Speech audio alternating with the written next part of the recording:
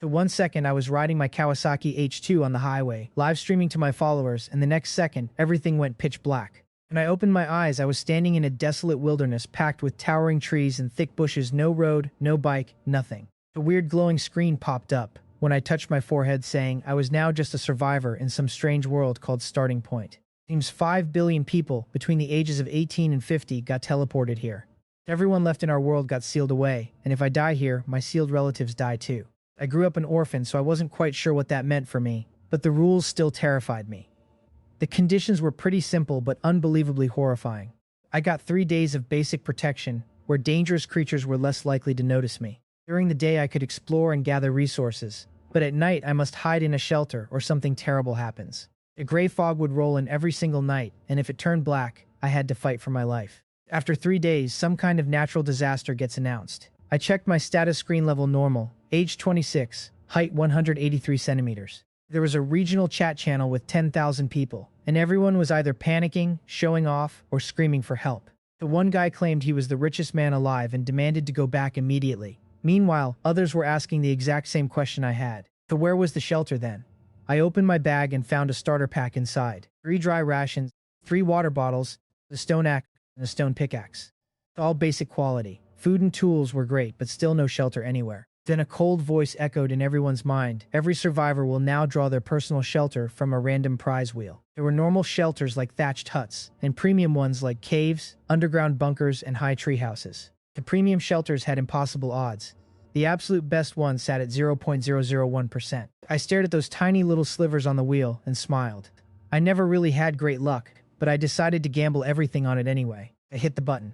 The wheel spun with rainbow lights flashing everywhere, and I watched the pointer blur past as my heart hammered violently in my chest. The wheel spun for about 30 solid seconds, then gradually started slowing down. The pointer crawled agonizingly slow across the edge of the thatched hut section, and I stared so hard my entire face flushed red. I kept whispering to myself, move, move, just move more, and suddenly, like a real miracle, the pointer jumped one last time and stopped perfectly on the cave shelter.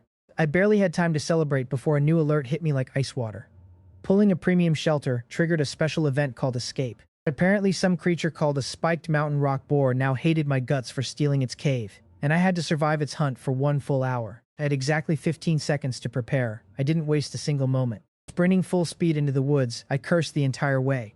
In just 10 seconds, I covered about 70 or 80 meters. But fighting this thing head-on wasn't an option, so climbing was my only way out. I picked the tallest, thickest tree around and scrambled up. I even lost my shoe, but I couldn't stop to grab it. The terrifying countdown had already started.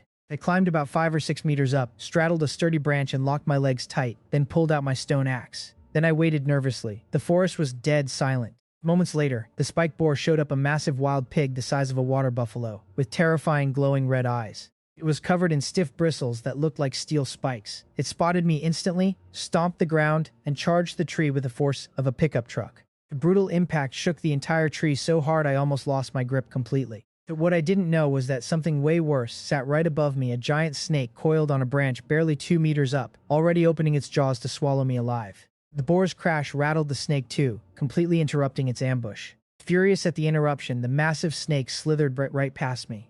I felt its thick body brush over my hand and turned slowly, watching it head straight for the wild boar below. My brain totally short-circuited from pure terror. Down below, the boar was pretty dizzy from the crash, but it still burned with absolute hatred for me. It geared up for another charge. The snake dropped from the tree and hissed a warning, but the wild boar simply didn't care at all. The boar charged again, and this time, after dodging the heavy strike, the snake launched its own attack. It threw itself onto the stunned boar, wrapping its huge body around it and squeezing mercilessly. This was my golden opportunity. I scrambled down as fast as possible and ducked into the thick bushes, heading right back toward where I first spawned. Grabbing my lost shoe off the dirt on the way, I kept moving, but halfway there, I stopped dead. The snake was less than 100 meters from my starting point. But once it finished crushing the boar, it might just hunt me down next. And there wasn't a single other place guaranteed to keep me safe anyway. I gritted my teeth in frustration and made a hard choice.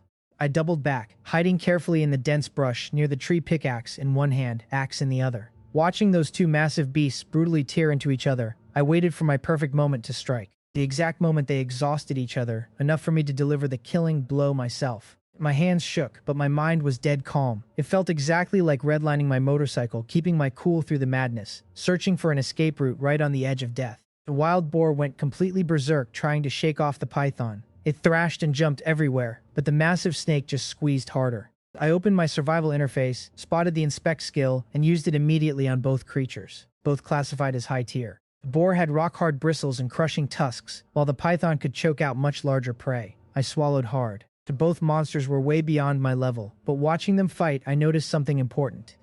The boar kept thrashing wildly, unable to shake the snake. So strong, yet so incredibly dumb. That contradiction sparked a brilliant idea. I stashed my gear and stepped out 15 meters away, waving my arms. The boar spotted me instantly. Furious, it charged straight at me, python still coiled around it. I waited until the final few meters, then dodged hard to the side. The boar couldn't stop in time, slamming into a massive tree at full speed. The trunk snapped like a matchstick. The python absorbed the full impact, shredded by the splintered wood. The boar took massive damage too, especially with the snake crushing its guts. The plan worked perfectly, so I kept repeating the trap. I threw rocks, taunted the boar, and dodged. It smashed into tree after tree while the python refused to let go, despite taking massive damage. Pure, ultimate hunting instinct. By the time the hour-long countdown ended, 12 shattered trees surrounded us. The boar collapsed, drenched in blood and barely breathing. As for the python torn completely in half, the one half still clutching the boar, the other trapped under a fallen tree. I walked steadily toward it. It stared with dim red eyes. I raised my stone tools, slamming them both down onto its shattered skull. I finished off the python the exact same way. The second they died, 3 massive announcements echoed across the world. I was the first survivor to kill a high-tier monster, earning a special reward from the starting zone. Every survivor heard the announcement. The global chat exploded. Shock, jealousy, curiosity. Some called me a god, others begged for tips. I ignored it, all too busy staring at the loot. I used the gather skill. The corpses melted into glowing orbs and flew straight into my inventory. The boar dropped hide, a monster heart, 2 tusks, a spine, and 120 meat. The python dropped 40 meat, a heart, 2 venom fangs, a spine, 2 resource cards, and an item card. I tried gathering the fallen trees too, but nothing happened. It looks like I could only harvest things I chopped down myself. Picking up branches didn't yield actual wood no matter how many I grabbed. 0 shortcuts here. With nothing left to loot, I headed back to the starting rock to sort my gains. First priority, finding the shelter. After digging through everything, I finally spotted it sitting in my inventory. A crystal monument capable of generating a special cave-type shelter. The description said the cave starts at level 1 with heavy defense, randomly spawning special materials inside. Just seeing it made me breathe easier. Without a base, I didn't even want to think about nightfall. Loot fully sorted. Besides the meat and monster parts, I had 3 cards, 2 resource cards, and 1 item card. So all high quality, covered in glowing runes, so I used them immediately. The resource cards dropped 3 dew fruits to fill hunger and lower fatigue, plus a lightweight outfit with an alien design I'd never seen on Earth. The item card gave me a speed spell, 20% faster movement for 5 whole minutes. After what I just went through, I knew that spell would save my life someday. Next, I opened the special reward box from the global announcement. Inside were 2 items, a soul crystal, and a fragment of something called the Book of Soul Awakening. The crystal held primal energy from this world, but that book was the real prize. It looked more like a thin album than a book ancient, radiating a sacred, majestic aura. The moment I opened page 1, a 3-dimensional hologram popped up. The warrior in ornate, rune-covered armor, face hidden behind a helm with glowing white eyes, called a soul guardian. This high-tier summon felt 0 pain and never got tired. If I had one of these during the boar fight, I never would have brushed with death. The crafting recipe demanded 1 core unit, 4 subunits, and 2 special materials. I slotted the soul crystal as the main core. The subunits, I threw in the hearts, hide, fangs, and spines. It worked. But duplicate parts from different monsters wasn't stacked together. I had to choose 1 set of fangs and ditch the other. Both special slots remained completely empty. I'd have to track them down somewhere before I could actually craft this guardian. I tried planting the shelter crystal at my spawn point. The system rejected it, conditions unmet. So I picked a path where the trees thinned out and started walking. Almost an hour later, something bizarre showed up at my old spot. A terrifying lizard monster with blood-red scales and dead eyes. Its claws literally dug trenches into the dirt with every single step. It sniffed around the giant rock I had just been standing on, lingered, then finally left. I had no idea how close I came to dying. Pushing through the forest, I kept spotting deadly monsters. The dog-sized mole with massive claws. It was digging up these fist-sized ants and eating them alive. An advanced beast, just like the boar and the snake. That made 3. This place was absolutely crawling with high-tier monsters. I ducked into the bushes and sneaked around it. Then I heard a super faint noise. I hit the dirt and watched. The mole heard it too and froze. After a long silence, it resumed digging, making me think I just imagined the whole thing. The second I moved, a black shadow darted in from the side. The flash of dark light and the mole vanished, snatched in a split second. Only its severed head remained. I didn't even see what did it. Whatever that creature was, it existed on a completely different level.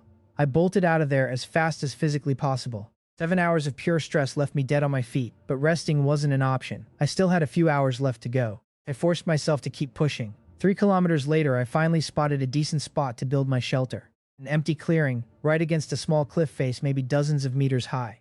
Dirt and solid rock with trees growing on top. Like a piece of earth was shoved straight up. I pulled out the shelter crystal and used it. The system confirmed the location was perfect. A flash of white light hit the cliff wall, and when it faded, a wooden door stood right there. My shelter cave was ready. The door was rough, just grayish-brown planks with tiny gaps between them, plus a 3-finger gap at the bottom. Any rat could easily squeeze through it. Behind the door was a wooden beam to lock it from the inside.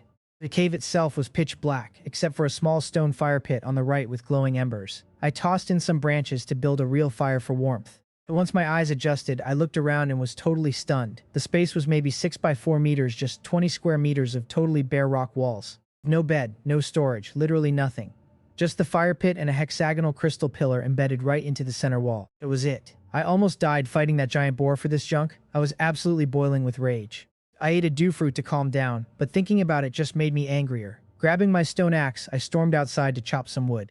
After 90 minutes, I was totally drained, but managed to collect 11 units of wood. Each tree took 30 minutes to fell, yielding maybe 5 pieces of wood. My stone axe was slow, and weak. It would probably break after chopping just 10 trees. Doing the math, a full day of brutal work would net me 40 to 60 units max. As the sky darkened, I rushed to block the gap under the door with a wooden plank and some rocks. I couldn't fix the smaller cracks. Those had to wait for an upgrade. Staring at that flimsy door left a terrible feeling boiling inside me. Sitting by the fire, I opened the chat channel. People were trading tips on chopping wood. The one guy was bragging about gathering 60 or 70 units today.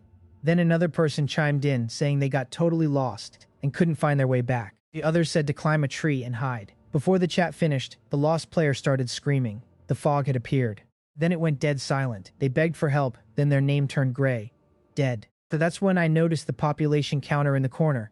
It was at 10,000 this morning. Now it sat at 9,842 and steadily dropping. Every few seconds, someone's final words popped into the chat before their icon went completely dark. I checked the time barely past 6 p.m., but peeking through the cracks in my door, I could see the outside world was already pitch black. I couldn't waste another minute. I needed to upgrade this shelter right now. I pulled out the snake meat. 40 kilos in total, 1 kilo per unit. Seemed like a tiny yield for such a massive snake, but I guess the system kept the rest. My plan was to trade some of this meat for building materials. I opened the trading market. In day 1, mostly just wood and stone were listed, plus a few crazy expensive, high-tier tools sprinkled in. I ignored the junk and started hunting for bulk deals instead. The market was basically dead. Most players barely chopped enough wood to survive day 1, and since everyone still had dry rations, nobody really needed to trade anything yet. Stone was rarer than wood. The rate was 1 stone for 2 or 3 wood. Mining took more effort, and quality rocks were just hard to find. I walked 3 kilometers through the forest and barely saw a thing. Decided to sell 20 units of snake meat in 2 batches. The first batch went for 30 wood apiece, and the second for 15 stone. Felt like selling top-tier meat at a loss. Still, staying alive beat making a perfect deal. I dropped a message in the chat channel to announce the sale. As soon as I hit send, the chat went dead silent. Everyone rushed the market. Both batches vanished in a flash. So people immediately started complaining that they could not click fast enough. The one guy said he found a crystal box, some fancy starter chest, and pulled a copper axe from it. Made his wood chopping way faster. That is how he gathered enough wood for my meat. Everyone else was stunned. Some begged for food, while a few recognized my server name. My profile picture clearly showed my face in that motorcycle jacket. Apparently that drew some attention. Friend requests from female survivors started pouring in. I just muted it all. Zero time for that. I now had 300 wood and 150 stone. Instantly pulled up my shelter stats. The cave was level 1 with decent defense. As a bonus, it produced 3 copper forging stones daily. Upgrading it cost 150 wood and 50 stone. Tossing in 5 high-tier special materials was optional for stronger defense. I lacked any special materials, so a basic upgrade had to do. Right as I started, this eerie feeling crept in, like I was being watched. I whipped around. Door was still locked tight. Bottom gap completely blocked. Through the tiny cracks between the planks, something felt off. I stared at every single slit. Most just showed pitch black darkness, except for one. Wedged in the gap was a small pale orb entirely white, save for a tiny black dot dead center. It was not staring right at me, but it felt exactly like an eye peering through the wood. Goosebumps flared up. I gripped my stone axe and locked onto the thing. It never even twitched. Minutes ticked by. It stayed frozen like a corpse, but the longer I stared, the worse things got. The freezing, terrifying presence bled into the cave. Suddenly, a crushing wave of despair just washed over me. My limbs went completely numb, total paralysis. I could barely twitch my fingers toward the shelter upgrade screen. Gritting my teeth, I forced out a scream, fighting the dark emotions drowning my mind. The second I made a sound, that white orb moved. The pale sphere snapped toward me, staring dead into my eyes. Eye contact hit me like a truck. Pure malice and dark energy slammed into my brain. Cold sweat poured down my face. My lips trembled as I strained to move. The fire crackled right beside me, but I felt absolutely zero heat. I fought hard but could not reach that button.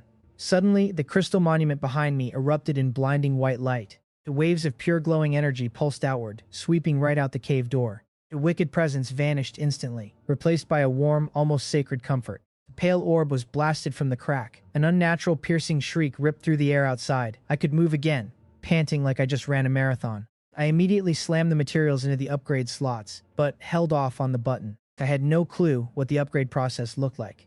Would the protective barrier drop? Would I be wide open? Did that thing return and paralyze me again? The white energy pulsed for another 3 minutes. Outside, I heard movement. Shuffling footsteps mixed with scraping sounds. Something paced right outside my door, totally terrified to touch it. Eventually, the ripples faded. The crystal monument went dead, silent, glowing weaker than before. That dreadful chill was also gone. Whatever that thing was, it left. I smashed the upgrade button. The blinding white light swallowed the entire cave for a few seconds. When it faded, everything changed. The walls were way smoother. 4 thick wooden pillars anchored the corners. The fire pit expanded, but the best part was the door. 0 gaps. The planks locked tightly together. A stone threshold sealed the bottom edge. The door widened, stretching to 5 centimeters thick instead of that pathetic 2 centimeters. The lock was heavy and strong. Finally, a real door. I definitely messed up complaining about this cave. After that encounter, guarding a single entrance easily beats sitting in a straw hut. I skewered some boar meat on a branch and roasted it over the fire, checking global chat. It was right around 8 at night. People were swapping absolute horror stories. The one lost his fire and sensed a presence. Another heard knocking, then his icon just turned gray. He was completely gone. Then a player named Huang Jibing shared his own nightmare. Some creature scratched at his wooden door, sliding a long, sickly tongue through the gaps to unlock it. The worst part, it never even tried to hide. It did it right in front of his eyes. Shockingly, it actually managed to remove the wooden latch. The only reason it didn't get in was because Huang spent an hour dragging a heavy rock inside earlier today, wedging it tight behind the door. The monster kept scratching violently at the door until the monument released a white light, forcing it to flee. He said he caught its shape in the bright flash, a hunched bipedal creature, completely covered in thick black fur from head to toe. It had a pointed snout, hunched like an old woman, with terrifying red eyes glowing in the dark. Dead silence hit the chat for a moment. Then Huang added that he wet his pants from sheer terror, asking to borrow a clean pair. The chat exploded into sheer panic after Huang's horror story. Still, a few doubted his words since they hadn't seen anything. Others guessed that whoever reported the knocking on their door must have opened it themselves, meaning the crystal monument will never protect you if you act incredibly stupid and reckless. So everyone realized there were probably several different types of monsters lurking in the dark. I slowly checked the population counter. Hundreds gone already, and this was only night 1. I narrowed my eyes and thought I needed to build that spirit guard as fast as possible. I listed 10 more units of monster meat on the market, but this time I strictly requested special materials in exchange. With over 9,000 people here, surely someone found something useful. Finally, the roasted wild boar meat finished cooking. I took a bite. 0 seasoning, of course, but the texture of the meat was surprisingly decent. Tapped by the faint fire, chewing quietly, finally letting myself relax. My mind drifted. My parents died in a tragic car crash when I was young, so my aunt's family took me in. They treated me so kindly, exactly like their own kid. I had a pretty good childhood, considering. I wondered how my best friend Shushan was doing. We were neighbors since my adoption, growing up together. No way to know that now. Finishing the meat, I looked around the empty cave and realized I couldn't just sleep on the dirt. I checked the crafting menu and found tools like stone axes and pickaxes, but absolutely 0 furniture. So I searched the market and found someone selling a blueprint for a simple long wooden table, asking 20 wood units. I bought it without haggling, used 10 extra wood units to build it, then placed it in the cave to hold my monster drops and clear inventory space. I ditched the motorcycle jacket, swapping it for comfortable lightweight clothes. I stacked wooden planks in a corner, spread the massive boar skin over them as a makeshift bed, then collapsed in exhaustion. I fell asleep fast. Meanwhile, far away on a tiny island surrounded by fog and ocean, another survivor faced a completely different reality. A massive glowing willow tree stood tall in the center of that island. Branches shimmered green like fireflies, pushing the fog back 5 meters. A wooden house rested snugly between its boughs, 3 meters up.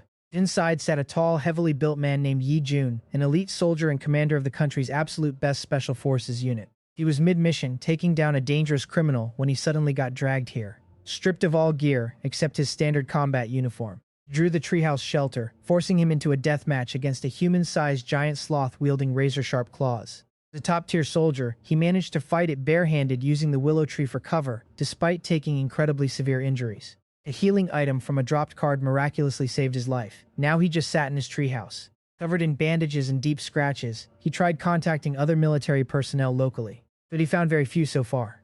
Back on his island, Yi Jun was using encrypted military slang in the chat to locate other government staff. He located 3 people from different departments so far, and they agreed to watch each other's backs.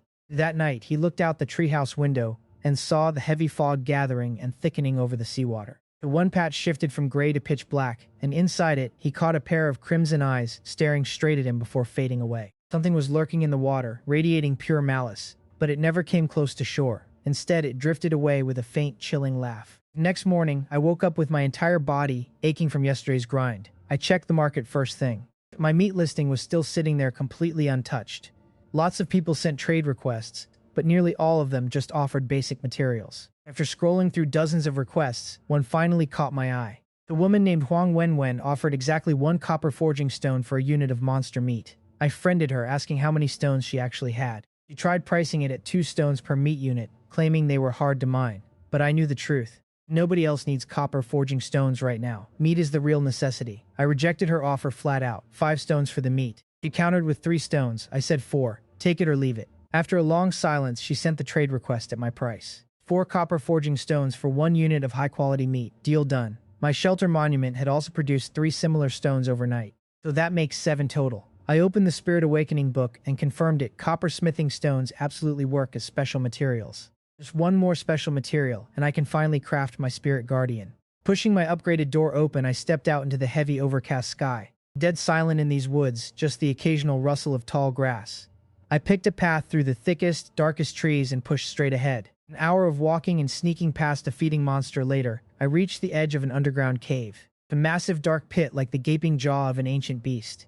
Scattered bones littered the dirt all around the opening. Something was definitely living down there. I memorized the spot and almost slipped away until a faint, sudden glimmer caught my eye. The chest sat half hidden behind some roots near the drop. Even from a distance, I could tell this thing was genuinely rare. It crafted from white jade with glowing runes on the edges and some weird liquid swirling inside. Right beside it grew a bizarre-looking plant. I dropped low, creeping over as quietly as humanly possible. My eyes stayed glued to that dark pit.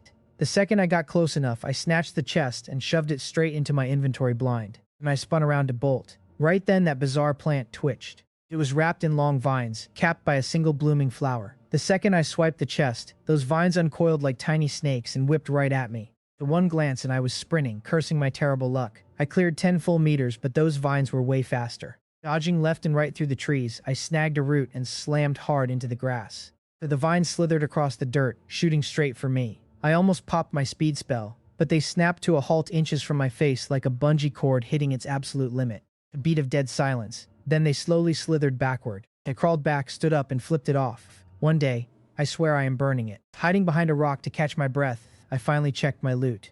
It was a white star crystal box, good tier, dropping 1 to several random items. Tapping the top crystal, the box burst open in a blinding white flash. 2 glowing orbs floated out, 1 white, 1 green. Just 2. Pretty disappointing, honestly. The first was a basic blueprint for a stone cooking pot. Boring. The second was a short copper blade, good tier, heavy but solid enough for real combat.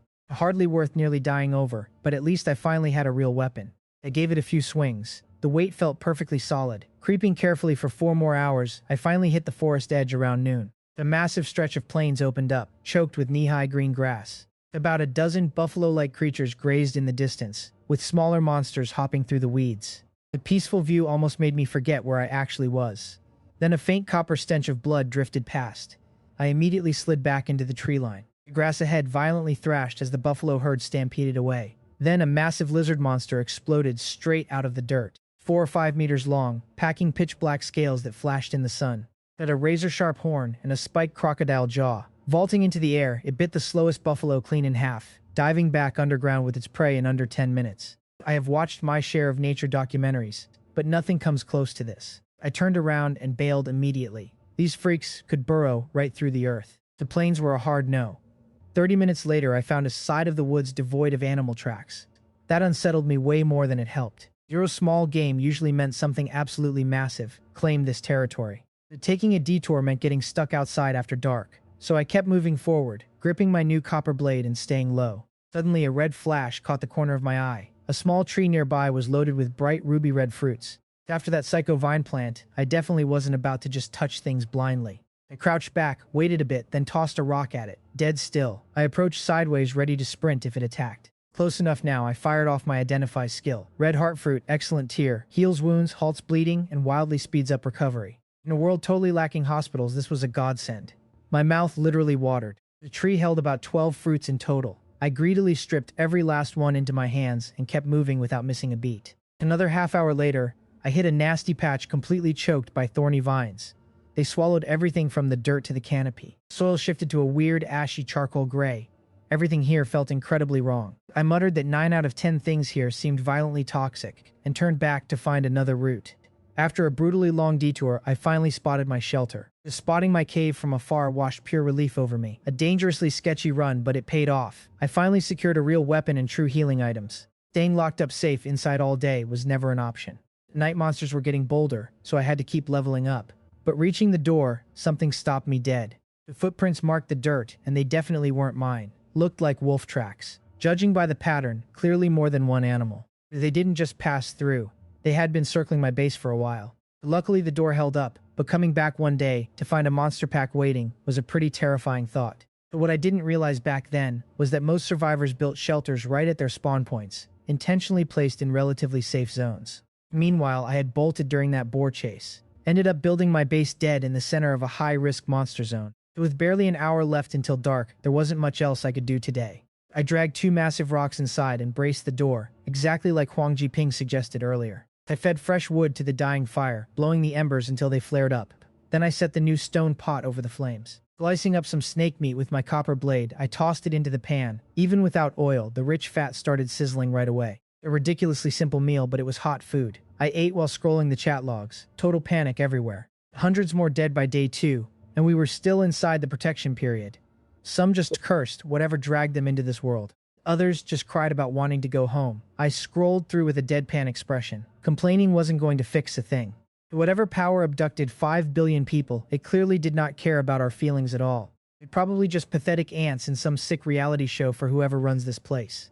I almost closed the chat to check the market until a message from Huang Jiping caught my eye. He actually went exploring and wanted to share what he learned. Instantly, he had everyone's attention.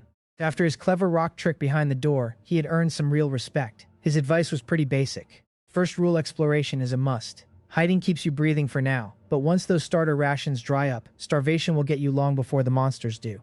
Going outside is definitely risky, but you almost always stumble onto something useful. Second rule: these alien zones sometimes hide rare fruits with powerful buffs. Finding them can seriously boost your odds of surviving. Third, if you run into danger, keep a cool head. Blind panic will just get you killed faster than anything else. Then came the real reason for his little speech. He actually found clean, sweet water, and he was selling it 5 wood units for 500 milliliters. Calling himself an honest merchant with fair prices. I couldn't help but smirk at Huang Jiping's shameless sales pitch. Chat absolutely lost it, mocking him for ruining his wise guide persona. Everyone still scrambled to buy his water. 5 wood for half a liter was actually a pretty solid deal. I closed the window.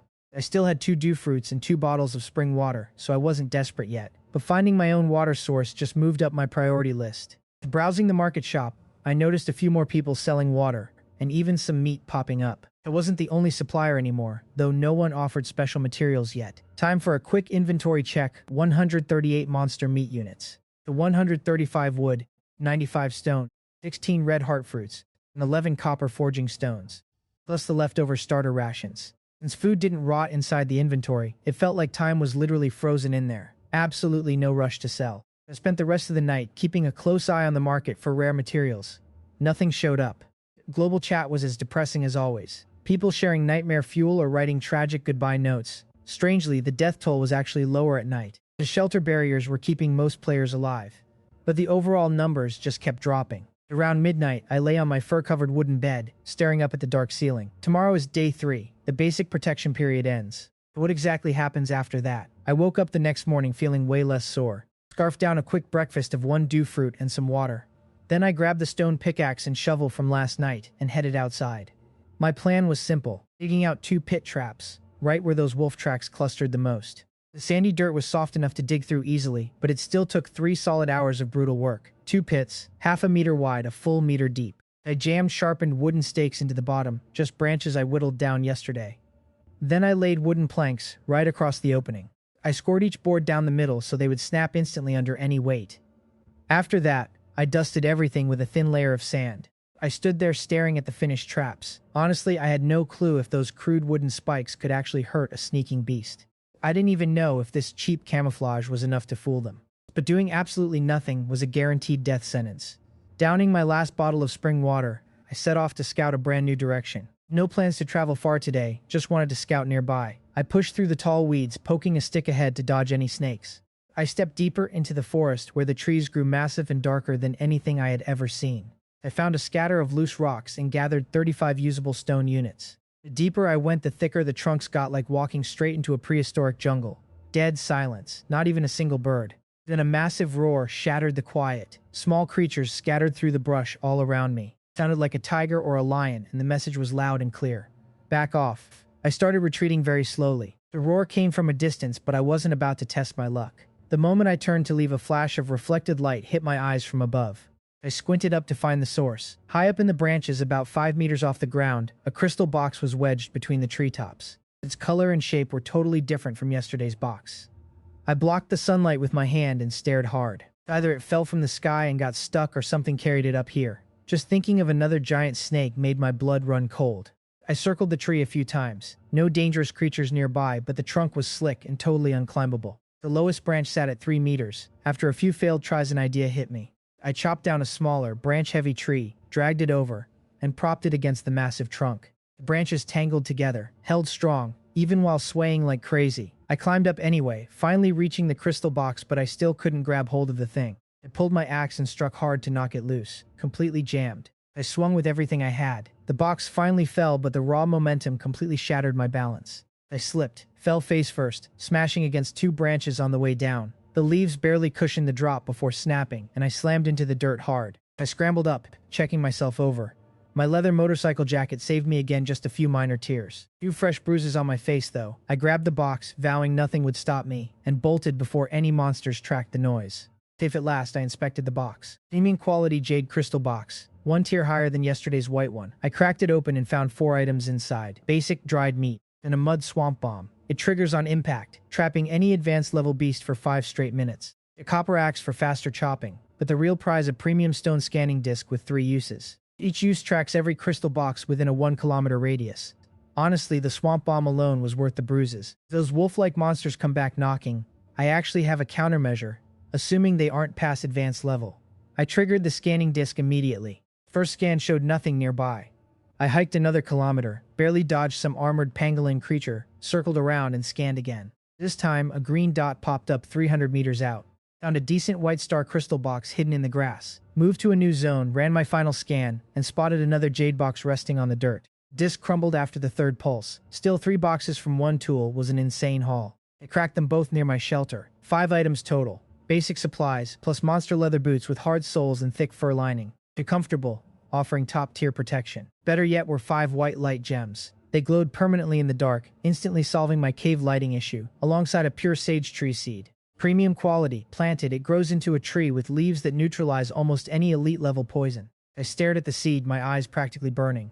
In a lethal world like this, an antidote tree was totally priceless. If I keep it alive, everyone will beg for those leaves. A massive business empire waiting to happen. The only downside was still no second upgrade material for my spirit guard. But honestly, this loot haul was more than enough. 3 hours until nightfall, so I rushed back. But as soon as the clearing by my front door came into view, I totally froze in shock. Roughly 200 meters out, I ducked behind some thick brush, watched them. The 4 wolf-like monsters prowling right outside my door. Dark gray fur, stiff as steel needles, dragging heavy, muscular tails. 3 were average size, but the 4th was an absolute unit, nearly 1.5 meters long. Sitting upright on its hind legs, front paws looking almost like arms. Gray leaping wolves. The alpha was advanced level, the rest were standard. Brutal pack hunters that easily shred tough prey in tight groups. The one standard wolf had tripped my snare. The wooden spikes barely scratched its hide, but its leg was currently wedged deep in the hole. Two others clawed viciously at my door. The alpha just stared, plotting the quickest way to breach the entrance and rip inside. Taking on 4 wolves head-on was suicide, but time was rapidly running out. If they stayed until dark, I'd be trapped outside with them, and whatever else hunted at night. I grabbed a branch to climb. Instantly, the advanced wolf heard me. The beast snarled. 3 loose wolves charged. I scrambled up that tree instantly. They circled below with constant snarling and leaping. The massive wolf jumped terrifyingly high, but couldn't quite reach me. Then the wolf actually dug his claws in to scale the trunk. My heart nearly stopped completely, but he couldn't climb. I needed a plan immediately. I started throwing stones at them, not to actually hurt them, but just to annoy them into gathering in one spot. After dozens of rocks, they realized they were harmless, almost stopping their flinching. They just watched me with extremely cold predatory glares. The evolved wolf seemed truly amused, watching his prey exhaust its final options. But they stood exactly where I wanted them. I pulled out the mud swamp bomb and tossed it. Thinking it was another rock, the massive wolf coldly dodged, but once it hit the ground, it exploded into a huge pool of thick black mud, immediately swallowing their legs. The 3 wolves were trapped instantly. The leader thrashed and snarled fiercely, but was completely unable to break free. Stood steady on the branch, staring down with cold, dead eyes. Gripping the copper axe in one hand and copper blade in the other, I jumped. I wasn't sure it would work, or if the swamp would swallow me too. Just knew this was my only chance. I landed straight onto a normal wolf, crushing it into the mud as my landing pad. Right then, I swung the axe with all my strength directly onto the evolved wolf's skull. The momentum of dropping several meters drove the blade deep into its head. Blood spattered everywhere, drenching me in red. My legs went numb from the brutal impact, but I could move. The swamp didn't pull me down. The axe was jammed firmly inside the wolf's skull, completely refusing to budge. So I grabbed its head with my left hand, took aim, and drove the copper blade straight into its eye socket. The massive wolf went limp instantly. Its fierce gaze faded and its huge body collapsed, sinking into the black mud. The 2 normal wolves were helpless. One stuck just meters away, the other crushed right beneath me in the swamp. They stared at me, still snarling, but behind that ferocity, I saw something new in their eyes: fear. I yanked the axe hard from the evolved wolf's skull, instantly finishing off the normal wolf beneath me with one decisive strike. I calmly walked to the 3rd trapped wolf. It fiercely bared its fangs. Smiling back with pure killing intent, I split its head open with my axe. The swamp vanished shortly after. The 4th wolf, the one stuck in the pit trap, finally broke free and came charging at me. My legs were absolutely screaming in pain, and I really wasn't sure I could handle another fight. So I severed the leader's head, stepped out steadily from the trees, and chucked it directly at the rushing wolf's feet. It halted suddenly, sniffed the head, then cautiously nudged it. Realizing exactly what it was looking at, pure terror crept into its eyes. I roared right at it, "Your leader is dead. Leave now, or you'll meet the exact same miserable fate." Dragging the other 2 wolf corpses from the trees, I cold-bloodedly severed their heads right in front of it. We stood there, exchanging sharp stares for several unbroken minutes without moving. In the end, fear won out. It backed away, turned, and vanished northward. The moment it left, all the tension completely drained from my body. I gathered the loot: 1 monster heart, a spine, 2 fangs, a pelt, and 200 units of meat, all from the evolved wolf. The regular wolves only dropped meat, nothing else at all. Pretty useful info. Only evolved monsters and higher actually drop special materials. I went back inside, locked the door tight, then finally peeled off my blood-soaked leather jacket to inspect my injuries. Nasty dark bruises covered my inner thighs from that crazy jump. My arm took a cut I hadn't even noticed, with blood trailing down to my palm. I had multiple bruises on my legs too. I ate the red heart fruit. A strange warmth spread outward from my stomach, eventually gathering right at my arm wound. It itched slightly, then the bleeding stopped, forming a scab in minutes. The effect was incredible. After all that exhaustion, I was absolutely starving. I cooked and ate nearly a full unit of monster meat, plus a food ration, until I felt completely stuffed. Then I placed the white light gems around the cave, 2 by the door, the rest in the corners. They gave off a soft glow, like dim light bulbs, covering about 3 meters each. For the first time, the cave actually felt somewhat warm and cozy. It really didn't seem real at all. I checked the chat channel one last time. Tomorrow is day 4. Beginner protection ends soon, and that disaster announcement is completely inevitable. Everyone was panicking. Some players were literally begging for food, having already completely blown through their starting supplies. The one girl offered to be a girlfriend for a meal. A guy offered to be a boyfriend, or even a girlfriend for food. The chat quickly spiraled into trading toxic insults. Most of these people just complaining and begging will definitely end up dead sooner or later. I closed the channel. There was barely any useful info in there anyway. After tonight's brutal battle, one thing was absolutely crystal clear to me. Strength really is everything in this twisted world. I made my decision on my next move. With over 200 units of high-grade meat and 120 units of normal meat, my plan was incredibly simple. I had to sell most of it quickly, trading for enough wood and stone to upgrade my shelter several times. I kept 50 units of good meat for myself and listed the rest cheaper than anyone else on the market. 30 wood or 15 stone for every single piece of premium meat. 15 wood or 10 stone for the regular meat. I also put out the word that I was buying special materials. I posted in the chat again. Predictable reactions. Some were stunned, others jealous, while a few actually begged me to teach them how to fight monsters. A few rival meat sellers got furious that I was crushing their prices. I completely ignored all of them. Trade notifications started flooding in non-stop. Every single chime meant more resources hitting my inventory. Going through my private messages, I found some pretty useful materials too. Alongside my copper forging stones, someone was selling yellow pine wood, a hard, durable material perfectly suited for a spirit script. I bought all 5 pieces they had. Another guy had something even better, a top-quality pure iron stone. That he demanded a 1-to-1 trade for my premium meat. I cursed him out and hit block. No patience for greedy idiots. After trading all night, I walked away with 5,000 wood and over 1,300 stone. I also swapped some wood with Huang Jiping for spring water.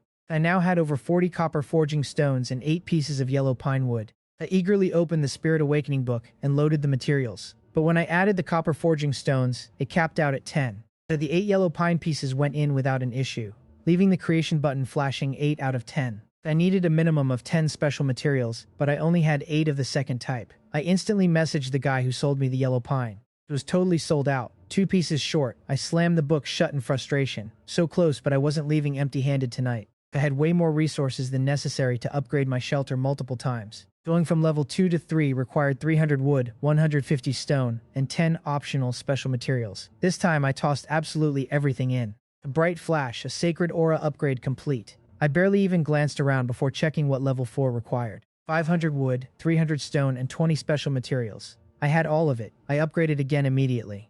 3 upgrades in 3 days. Most survivors out there were still starving. If anyone in the zone found out about this, their jaws would actually hit the floor. The level 3 sat at roughly 40 square meters. I was incredibly curious to see how massive level 4 would become. As the white light faded, I stared at my fully transformed shelter. The cave had expanded from 20 square meters straight to 70. The walls and ceiling were now smooth, solid stone. It honestly almost looked like a decent real house. Thick circular stone pillars had completely replaced the old wooden supports. A wooden floor covered the area a bit rough, sure, but a massive upgrade over bare dirt. 2 brand new rooms even appeared. The one by the door was a small bathroom roughly 5 square meters, equipped with something resembling a squat toilet. Without running water, I'd have to clean it manually. But hey, at least I wouldn't need a water bottle in the middle of the night anymore. The second room was 10 square meters, completely empty minus my makeshift bed. The old fire pit had morphed into a real stone hearth, sitting on a solid base to protect the wooden floorboards. It had a dedicated bottom slot for sliding firewood in, plus 2 cooking vents sitting right up top. The extra warmth completely banished the bitter cave chill. But the absolute best part was the door. The flimsy old plank door vanished, replaced by a massive, thick wooden slab reinforced with heavy copper fittings. The stone frame itself was built right into the cave wall. 2 heavy wooden deadbolts rested on smooth copper roller mechanisms. Push them in to seal the brackets tight. The door stood 2.5 meters tall and 1.5 wide. Daily copper forging stone production bumped up to 10. This place finally felt like a genuine, real shelter. I checked the level 5 requirements: 1,000 wood, 500 stone, and 50 special materials. And they weren't optional anymore. I lacked the special materials, but level 4 was more than enough for now. Honestly, that thick door alone would finally let me sleep in absolute peace. Buying a wooden frame from the market, I threw beast hides over it. For the first time, I finally had a real bed. I used some spring water to wash up. 3 days without a shower was completely unbearable. I changed into fresh clothes and collapsed onto the bed. But my eyes had barely closed when that cold mechanical system voice echoed everywhere. The 3-day protection period had ended. Unknown creatures would surge, making survivors far easier to detect. Then came a terrifying disaster warning. The Crimson Storm hits in 7 days. Scarlet winds from the deepest fog will ravage the entire starting zone for 3 consecutive days. The whole sky will turn blood red, the raging storm mercilessly swallowing the screams of survivors. Next up was a shelter ranking announcement. The top 10 shelters by level would all receive special rewards. I instantly opened the chat, spotting the leaderboard hovering in the corner. But reading the top name, a massive wave of joy hit me. I started clapping like a total maniac right there on my bed. First place Jang Yun Fei, The rest of the leaderboard was just a scattered mix of global names. To Ronald Jason, Alexandra Yelena, and others. The chat went completely insane. Everyone argued over how it happened. Was it a cheat, or did I somehow know the rankings were coming? I was too busy celebrating to care. And a terrifying thought suddenly hit me. What if the winner was someone else with my exact name? I opened my inventory and frantically checked inside. The reward crate was sitting right there. I let out a massive breath. The winner really was me. The reward box opened, releasing a blinding light. 3 items appeared in front of me, all top-tier quality. First was the Discord Scarecrow. It was a single-use straw doll that pulls aggro from all creatures within 5 meters for 10 flat seconds. High success rate on advanced monsters, slightly lower on elites. Second was the Flame Lantern, a special soul crystal lamp that completely hides your presence from unknown creatures. The third drop was a star pattern thorn seed. Plant it, and it grows into a living defense system that totally obeys my mental commands. Every item was incredibly strong, especially that lantern. If it actually shields me from whatever stalks the night fog, it is easily worth its weight in gold. I stashed the loot and crashed on the bed, mapping out tomorrow's route in my head until I totally blacked out. Slept until almost noon. The exhaustion of the past few days finally hit. I rushed outside to check the weather, totally overcast, and the wind was stronger. A creeping sense of dread warned me the Crimson Storm is definitely coming.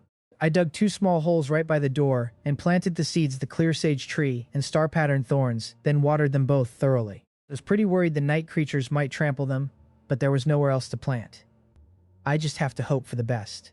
After that, I headed straight for yesterday's forest, the one packed with unnaturally massive trees. I needed yellow pine wood to finish crafting my spirit guardian. I checked the stats of tree after tree, but found absolutely nothing useful. I was just about to give up when I spotted a bizarre deer 10 meters away. I froze and scanned its stats: giant hoof deer, advanced herbivore, docile, unless provoked. So we locked eyes in total silence for a full minute, before it just turned and slowly walked off. It left. The tree standing right behind its spot caught my eye. Amidst the dark green trunks, this one gleamed bright golden yellow. I sneaked closer and checked it. Yellow pine wood, exactly what I needed. I waited for the deer to clear out, pulled my axe, and struck the tree hard. Instantly, a sharp metallic clash rang out. I had accidentally grabbed the stone axe, and its blade completely chipped upon impact. This wood was insanely hard. I swapped to my copper axe and swung again. Even with the right tool, it took a solid hour of chopping before the trunk finally collapsed. Only 4 units of yellow pine wood. Now I completely understand why this stuff is so incredibly rare. The trees are scattered, almost impossible to spot among normal timber, and without a metal axe, you literally cannot cut them down. Stone was much easier, you just pick it off the ground. While catching my breath there, a really weird thought hit me. If too many players die in this coming disaster, who am I supposed to trade with for essential resources? If everyone died and I was completely alone, survival actually gets harder, not easier. Still, my absolute priority right now is finishing the Spirit Guardian. With a little over 2 hours before nightfall, I headed straight back to the shelter. Back in the cave, I finally pulled out the Soul Awakening book. After days of grinding and trading, I had everything I needed. I slotted the materials in the soul crystal as the core, with beast parts acting as submodules. Copper stones and yellow pine acted as special materials. Every slot glowed brightly. Then I hit craft. The radiant mist flooded the cave, strange runes dancing inside it. 15 minutes later, it started to clear. A massive figure stepped out. Nearly 2 meters tall, clad head to toe in stunning copper armor that was completely covered in mysterious engraved runes. It wore a heavy full helmet. An inner visor hid its face entirely, leaving only 2 glowing white eyes that trailed mist in the dark. Its right hand gripped a long blade of copper and bone, decorated with carved patterns, and a deep blood groove running right down the center. It looked so incredibly powerful, my very own spirit guardian. I hesitated, then just said hello. It instantly sparked to life, struck its chest plate in a sharp military salute, and answered in a freezing cold voice master. I asked if it had a name. It gave a short, blunt no. I stood there silently, deep in thought. Crafted from spiked mountain rock monster loot, it was a spirit guardian at its core. I named it Yin Ling Rock Spirit. It accepted it without a single question. I hammered it with questions. Could it remove the armor? No, that was part of its body. Food or sleep? No, as long as the core survived, it would exist forever. Where was the core? Inside its head. Male or female? Neither one. It was a conscious entity born entirely from the soul crystal, lacking any real gender. But whose consciousness was it exactly? Long silence. Then he told me his memories were wiped clean. Nothing left but pure combat instinct. Something felt off about that answer. I couldn't exactly put my finger on it though, so I just brushed it off and told him to do whatever he wanted. He scanned the cave, walked over to the door, drew his blade, and stood guard. I smiled. An advanced level warrior who never gets tired, never eats, never rests. Next time wolves attack my door, I won't have to put my own life on the line. Cooking dinner, I scrolled through the chats. The whole vibe had shifted.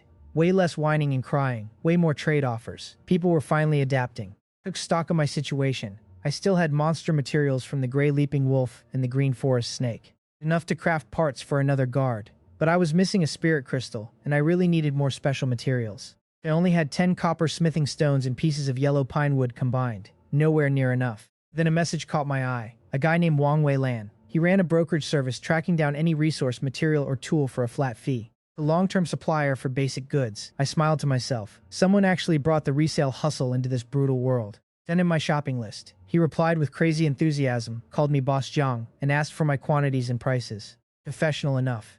I offered 4 copper smithing stones or 4 pieces of yellow pine wood per unit of monster meat. I preferred trading basic resources, first 5 woods per copper stone. He promised to get everything as soon as possible. Then, just on a whim, I asked if he could track down a spirit crystal. Honestly, I was not expecting much. My last crystal was a special reward.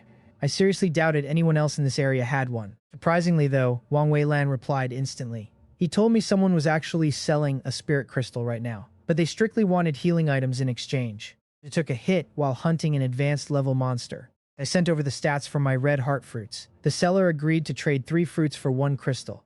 I handed over 2 fruits as a deposit and asked how they found the crystal. Turns out they killed an advanced monster and got it as a loot drop. That actually shocked me. I had killed several advanced monsters and never saw a crystal drop. Still, this info was incredibly valuable. I paid the 3rd fruit without arguing. Wang Weilan refused any commission, said he just wanted to build a working relationship with me. Smart kid. With my current rank and reputation, being my main supplier is worth way more than a one-time fee. That night, those creepy noises started up outside my door again. So Yin Ling turned his brightly glowing eyes to the door, ready to slaughter whatever was lurking out there. But I quickly stopped him. The rushing out into the pitch black to fight unknown things was pure madness. I ordered him to hold his ground and alert me the second anything tried to break in. He quietly obeyed, and for the first time since dropping into this bizarre world, I actually slept peacefully, knowing a guard was watching my back. Next morning, I cooked up a thin soup using my very last pack of dry rations. From now on, I only eat meat. I went out to check my plants. Tiny sprouts had formed on the star-pattern thorns overnight. The clear sage tree grew way faster. A tiny stem with fresh young leaves was already showing. But whatever was wandering around last night completely ignored them. Probably because they were way too small to notice. The sky looked grayer than yesterday. The air felt heavier. Day 5, and the temperature was dropping. The Crimson Storm is 5 days away. Yin Ling and I went south. Having him around changed everything. His senses were sharp enough to detect monsters way before we stumbled into them. No more heart-stopping jump scares. I searched everywhere for more yellow pine wood, but I came up totally empty. The rocky hill spotted a fox-like beast, slightly bigger than a normal wolf, viciously tearing apart its prey. A cunning swift mountain fox, advanced level. A deceptive ambush predator with insanely high speed. I needed to know if advanced monsters actually drop spirit crystals. Hiding in the tall grass, I whispered over to Yin Ling. Can you take it down? Kill probability 73%. Good enough. Do it. Yin Ling moved silently through the brush, circling behind the fox. The fox heard something and froze. It lowered its body, staring dead ahead at the rustling bushes. But Yin Ling had already slipped behind it. The moment the fox took a cautious step backward, it stepped right into his strike zone. Then he struck.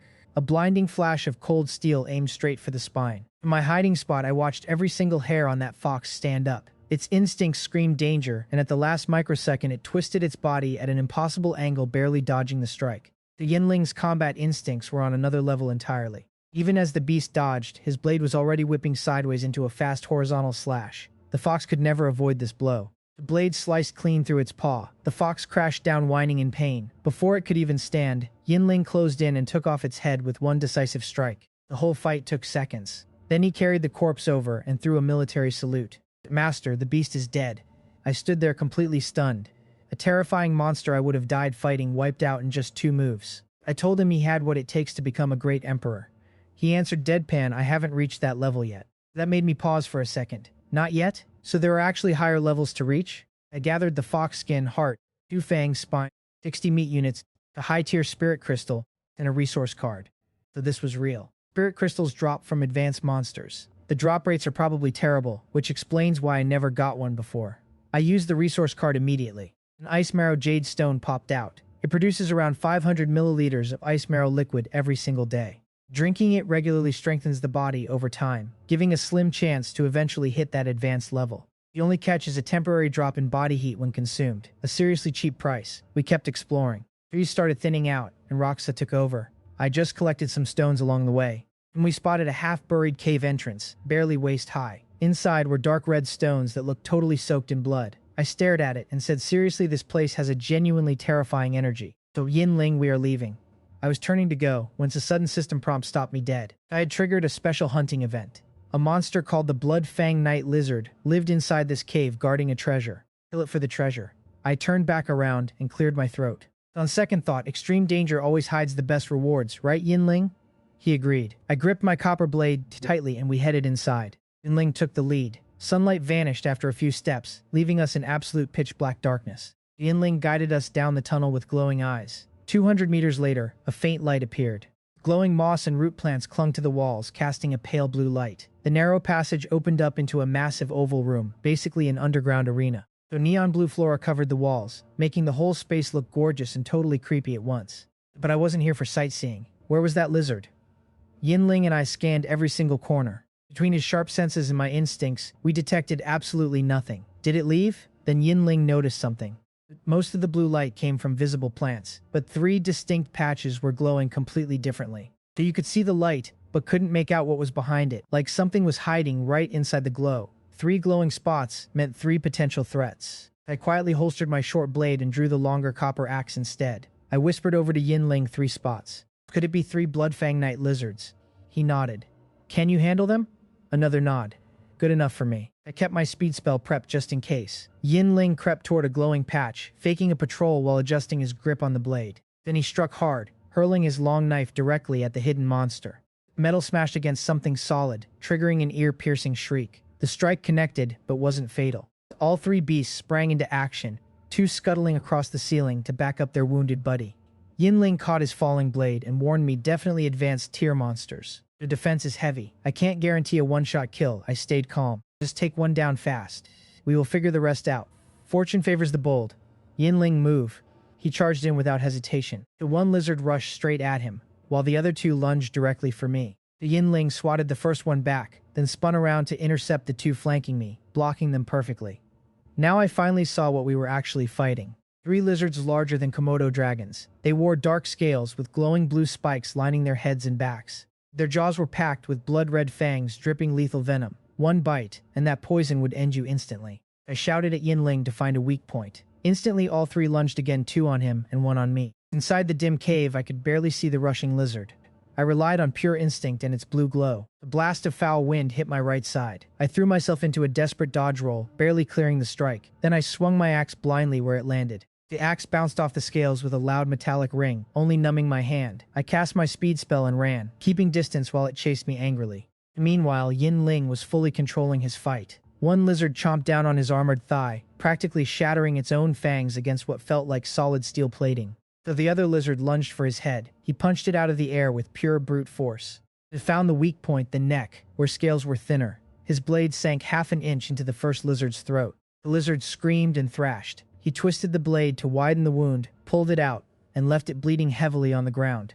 The second lizard violently whipped its tail. It leaned back to dodge the strike, then kicked its stomach so hard the beast flipped completely over. Before it could recover, he drove his blade up through its jaw, shredding its insides in one decisive blow. So by then my speed spell was running out. I was literally dodging death by a few centimeters. Right as the buff almost faded, Yinling suddenly appeared behind my lizard. I breathed hard, glancing at the 2 dead lizards behind him, then at the one that just eagerly chased me. I couldn't hide my sly smirk. The tables had totally turned, giant gecko. The lizard tried fleeing for its life. I yelled for Yinling to stop it. I am never losing this reward. His armor clashed as he sprinted, blocking its path and ending its life in mere seconds. The system confirmed the special event complete. I looted 3 corpses, getting 180 meat units, piles of scales, heart spikes, fangs, 4 cards, and another spirit crystal. A truly massive haul, and the cave itself was surprisingly cozy. No foul stench at all, just pure scent wafting from glowing moss. I scraped the wall to check, but it was nothing special, just a glowing plant. Finding nothing else valuable here, we left the area immediately. Heading back, I pondered my current state. I thoroughly explored north and south, finding almost nothing besides trees and monsters. No water source, and I barely spotted any rare plants. My starting location was absolutely terrible. So back home, I changed into light clothes and organized my gear. And now own 10 fangs, 2 pelts, 5 spikes, 6 beast hearts, and 180 varied scales. With almost 300 meat units total, 3 spirit crystals, 8 copper smithing stones, 2 yellow pine wood pieces, and 11 red heart fruits. I set up the ice marrow jade stone in a corner.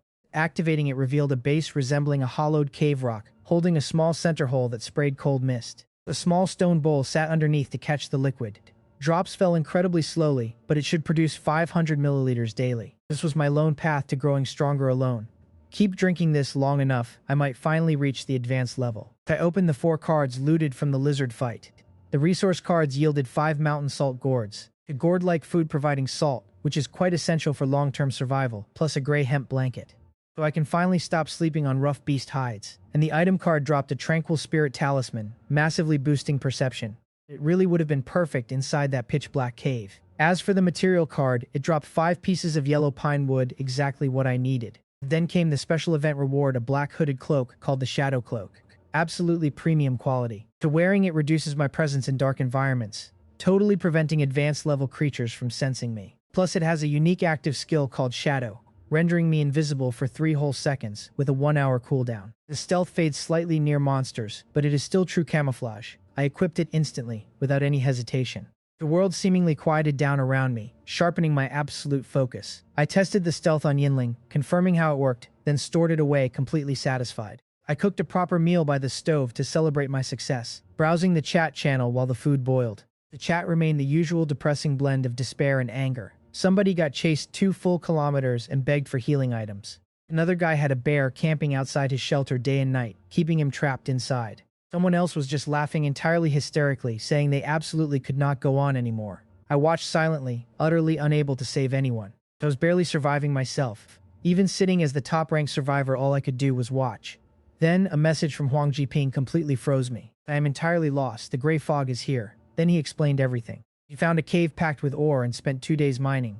Today while digging, he heard deep whispers echoing inside, like someone muttering right by his ear. He found himself walking toward the sound in a total daze, lured by something mysterious. And everything abruptly shifted into absolute darkness. When he woke up, night was already falling. He tried heading home, but thick fog rolled in and blinded his path. Now he was hiding behind a rock in thick grass, typing these messages.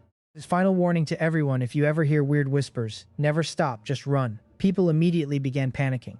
Wang then sent another message stating the fog turned completely black. He was doomed, begging everyone to live well for his sake. He listed all his belongings for practically nothing. He added something eerie is moving inside the black fog. Looks like a human. What is this terrifying thing? Beware, brothers, in the night the black fog holds. Then a massive scream.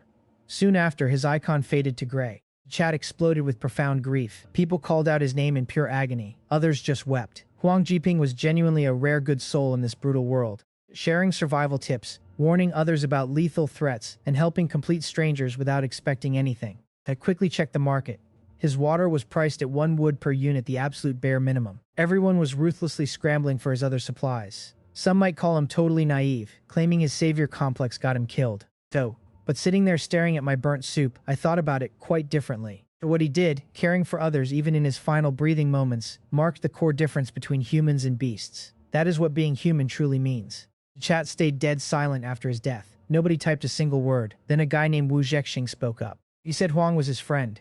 Not someone from back on Earth, but a guy he just met these past few days. They planned to build a survivor faction once they gathered enough resources. Huang was gone now, but Wu refused to break their promise. They'd establish the faction and call it Bin Xing, honoring Huang's legacy. Members would share valuable intel, trade at fair prices, and help each other survive. Then the chat closed. I didn't expect much from a group like that. No laws, no enforcement, no real accountability, just empty promises. It would definitely bring trouble. Even though my mind rejected the idea entirely, something deep inside my chest refused to settle, ignoring it all, pretending I didn't care. It felt like tossing a piece of my own humanity away. I pushed my food aside and sat completely still for a long time, face blank, unsure how I really felt. I couldn't tell if Huang Jingping had actually changed something inside me, or if I should just mock myself for caring. Day 6. Just a few days until the Crimson Storm. I had to maximize my remaining time. Once the disaster struck, I probably wouldn't step outside for 3 straight days. I checked the ice marrow stone. Half a bowl had gathered overnight. I poured it into a separate stone bowl and put the collector back. Then I checked my plants. The clear sage tree sprouted a hand-sized bud with 2 tiny leaves. The star pattern thorns were growing much faster. A main vine 15 centimeters long trailed along the ground, completely covered in tiny fuzzy spikes. I stuck a long wooden branch next to it so the vine could climb. Jinling and I headed east, retracing my exact path from day one. We moved much faster now. He cleared the way and sensed monsters long before I could. We passed my old spawn point. A massive bull occupied the area now. I glanced at the shattered trees from my previous fight with the boar and the snake, then kept moving. The next 2 days played out exactly like this. Constant exploration in every direction, no monster hunting. We found absolutely zero water sources, and didn't spot a single yellow pine tree anywhere. I scoured the market and asked Wang Weilin, but got nothing. Finding copper forging stones was easy enough, but wood was completely impossible. Day 8. Gloomy and windy. I stood atop a tall tree, scanning the entire forest in every direction. I searched a 5-kilometer radius without spotting a single yellow pine. The market was completely dead, and Wang Weilin still had absolutely nothing. I was about to give up and hunt monsters, hoping to get lucky with a card drop. Then a green glint in the grass below caught my eye. It came from a weird plant over 2 meters tall. Thick curved stem, razor-sharp thorny branches, and a massive flower bud perched right at the top. The jade crystal chest rested on one of its broad leaves. The whole plant swayed gently in the wind, like a living, breathing creature. I kept my distance. Past encounters with hostile plants had made me extremely cautious. I inspected its stats from far away. Creeping flower advanced level. It unleashes toxic pollen to paralyze prey, then shreds them to pieces with razor-sharp leaves. I wanted that crystal chest. Yinling, can you handle it? He agreed, then instantly dashed forward. The plant reacted instantly, aiming its huge flower bud straight down toward him. The bud contracted and pulsed like it was choking, then violently burst open, blasting a thick dark green toxic mist right into Yinling's face. The foul stench hit me from 20 meters away. I covered my nose and quickly backed up, but Yinling had no flesh or blood to poison. The toxin did absolutely nothing to him. He charged through the poisonous cloud, scaled the curved stem, leaped high, and shredded dozens of thorny branches with one devastating strike. The plant furiously lashed out with its remaining leaves, razor-sharp edges that could easily slice a human completely in half. They scraped right against his solid copper armor, leaving behind only faint surface scratches. He never slowed down. He marched right up the curved stalk toward the flower bud, severing it with one completely clean strike. The whole plant withered and collapsed in seconds. I tried to harvest the dead remains, but couldn't. It seemed plant monsters didn't drop any crafting materials. Frustrating, sure, but at least I secured the crystal chest. It held 2 items. The first was a bag of vegetable seeds called white veggie sprouts. They would grow into sweet edible plants that slowly boosted physical strength over time. But the second item made my eyes go incredibly wide. Pathfinder's lantern, premium quality, single use only. Light it inside the fog and it safely guides you back to your shelter. For anyone who died getting lost after dark, this thing was an absolute lifeline. But the description had a terrifying warning right at the bottom. Do not trust everything you see. And the moment this lantern goes out, run away immediately. I had no clue what that meant, and honestly didn't want to overthink it. Once I returned to base, I focused completely on preparing for the incoming disaster. The weather kept getting worse every single day. The monsters were either hiding entirely or getting noticeably more aggressive. By 3 p.m. the sky turned dead gray. Fierce winds battered and bent the trees. It honestly looked just like the end of the world. I finally got enough to reach shelter level 5. 1,000 wood, 500 stone, 50 copper forging stones. My daily yield stacked up to 57 lately. I hit upgrade. The white flash lasted a full minute.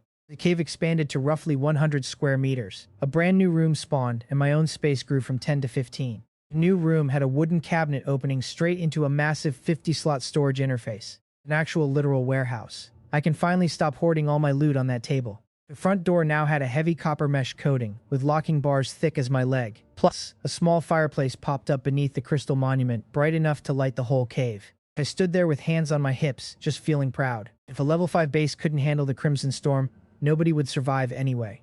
My daily special material yield had changed too. No longer just copper forging stones. Now I was getting refined ironstone's premium quality. The next upgrade needs 2,000 wood, 1,000 stone, and 100 special materials. A new goal. Then came the absolute worst part of my day, the frost marrow liquid. I took it twice before, almost blacking out both times. I thought the temporary stat drop meant feeling a little chilly. But that thick, freezing sludge going down my throat felt like pure ice. My entire body went into insane convulsions like I got dumped into a frozen lake. The blankets and the fire did nothing. I nearly passed out again. I stared at today's dose, fighting an internal battle, but that raw hunger for power won out in the end. Taking a deep breath, I downed the whole thing instantly. The cold blasted my throat and gut like swallowing a literal blizzard. My brain practically flatlined. I curled up, teeth chattering, my whole body shaking. Yunling stood by, completely helpless to intervene. A few minutes later, the worst passed. I gasped for air like a drowning man dragged ashore. Then came the good part, a slow warmth spreading through my body as the frost converted to pure energy. A faint but very real power boost. I checked my status panel. My levels still said normal, but a percentage popped up 13%. Each dose gave me a 3 to 5% bump. It would take time, but progress was progress. I dragged myself into bed and passed out. By morning, the wind was brutal. No exploring today. If the weather turned suddenly, getting caught outside would be a death sentence. Instead, I focused on moving my plants inside before the crimson storm hit. The star-pattern thorn plant had climbed a full meter up its support stick. The clear sage tree stood roughly 15 centimeters tall with tiny branches. Both were growing painfully slow. Still couldn't even identify them yet. I messaged Wang Wei-lin, asking if he had any nutrient-rich soil. He shot back an offer premium-quality fertile black soil, guaranteed to drastically speed up growth. The seller wanted 5 units of regular meat per unit of soil. I told him I only had high-grade meat left. After some back and forth through Wang Wei-lin, we settled on 2 high-grade meats per unit. I bought 4 units total, tossing Wang an extra piece of meat as a broker fee. I threw together 2 simple planter boxes using cut wood and woven vine ropes, plus some sturdy planks for a base. I packed them with the black soil and carefully transplanted both inside. The leftover soil was saved for vegetable seeds once this disaster passed. Meanwhile, far away on his own island, Yi Jun was exploring a new landmass. His situation was completely unique. New islands periodically spawned and merged with his main base, while old ones vanished. Each brought totally different terrain: forests, mountains, swamps. Beside him walked a massive dog-like beast, bigger than a Tibetan mastiff, with fierce eyes and thick brown fur. That beast was his grand prize for clearing a special event. They sat on a hillside sharing dried meat in the salty ocean breeze. Yi Jun was still trying to figure out why the terrain kept shifting. So while I was hunkered down prepping for the storm, Yi Jun was having his own wild adventure on the other side of the world. He and his beast, a massive war dog named Ah Huang, were scouting a new island that had just locked onto his territory. The terrain here was a rocky mountain forest, full of steep drops and jagged stone. Suddenly, Ah Huang froze, sniffing the air. Yi Jun instantly readied his machete. The hound barked, staring straight up. But what Yi Jun saw perched in the canopy made his blood run cold. A humanoid creature standing on the branches, glaring down at them. It looked like a giant ape. Long arms, broad hands covered in patchy gray hair over sickly, corpse-like skin, crisscrossed with bulging green veins. The absolute worst part was the face. Almost human, with terrifying bulging white eyes. The mouth was split into a permanent grin full of jagged fangs, dripping with blood and rotting meat. It held a severed animal leg, staring like a kid with a new toy. Ghost-faced mandrill. Advanced level. The bloodthirsty jungle predator, it loved torturing prey before the kill. Yi Jun slowly backed away, but felt eyes piercing his back. Another one hung upside down from a branch behind him, wearing that same terrifying smile. Trapped front and back, surrounded by the dense jungle, he instantly dropped into a fighting stance. Ah Long, you take the front. I take the back. He lunged with lightning speed. The mandrill dodged easily, landing a heavy kick that sent him stumbling backward. Up close, he could clearly see thick thorns covering its claws. The one grab meant shredded guts, but Yi Jun was a soldier. He had faced death countless times. Staying calm, he took cover behind trees and studied its attack patterns. He noticed something whenever he hid behind a tree. The mandrill wasted seconds, furiously attacking the trunk in absolute frustration, before hunting him again. The 3 to 4 second window, he faked a move, then ducked right back behind cover. The moment the creature started its usual tantrum, he circled behind it with incredible speed and split its skull with a fatal sickle blow. I told you to stop smiling. Day 9. The wind woke me up early. I opened the door. The world outside was completely gray and howling. Sandstones and broken branches flying everywhere. The disaster was exactly 1 day away. I sealed every tiny crack in my door with a mix of straw and mud. My food supply looked great. Plenty of meat, plus some common glass heart veggies I bought from the market. But hoarding enough water, that was a much tougher challenge. With Huang Jiping gone, the other water merchants jacked up their prices 30 wood units for just half a liter. The Bingxing faction stepped in, having 2 members with water sources sell it at fair prices. Still, the entire supply sold out instantly. Wu Shixing did an incredible job lately, pushing people to gather wood, upgrade shelters to at least level 3, and hoard repair materials. He also handled the freeloaders and beggars with absolute ruthlessness.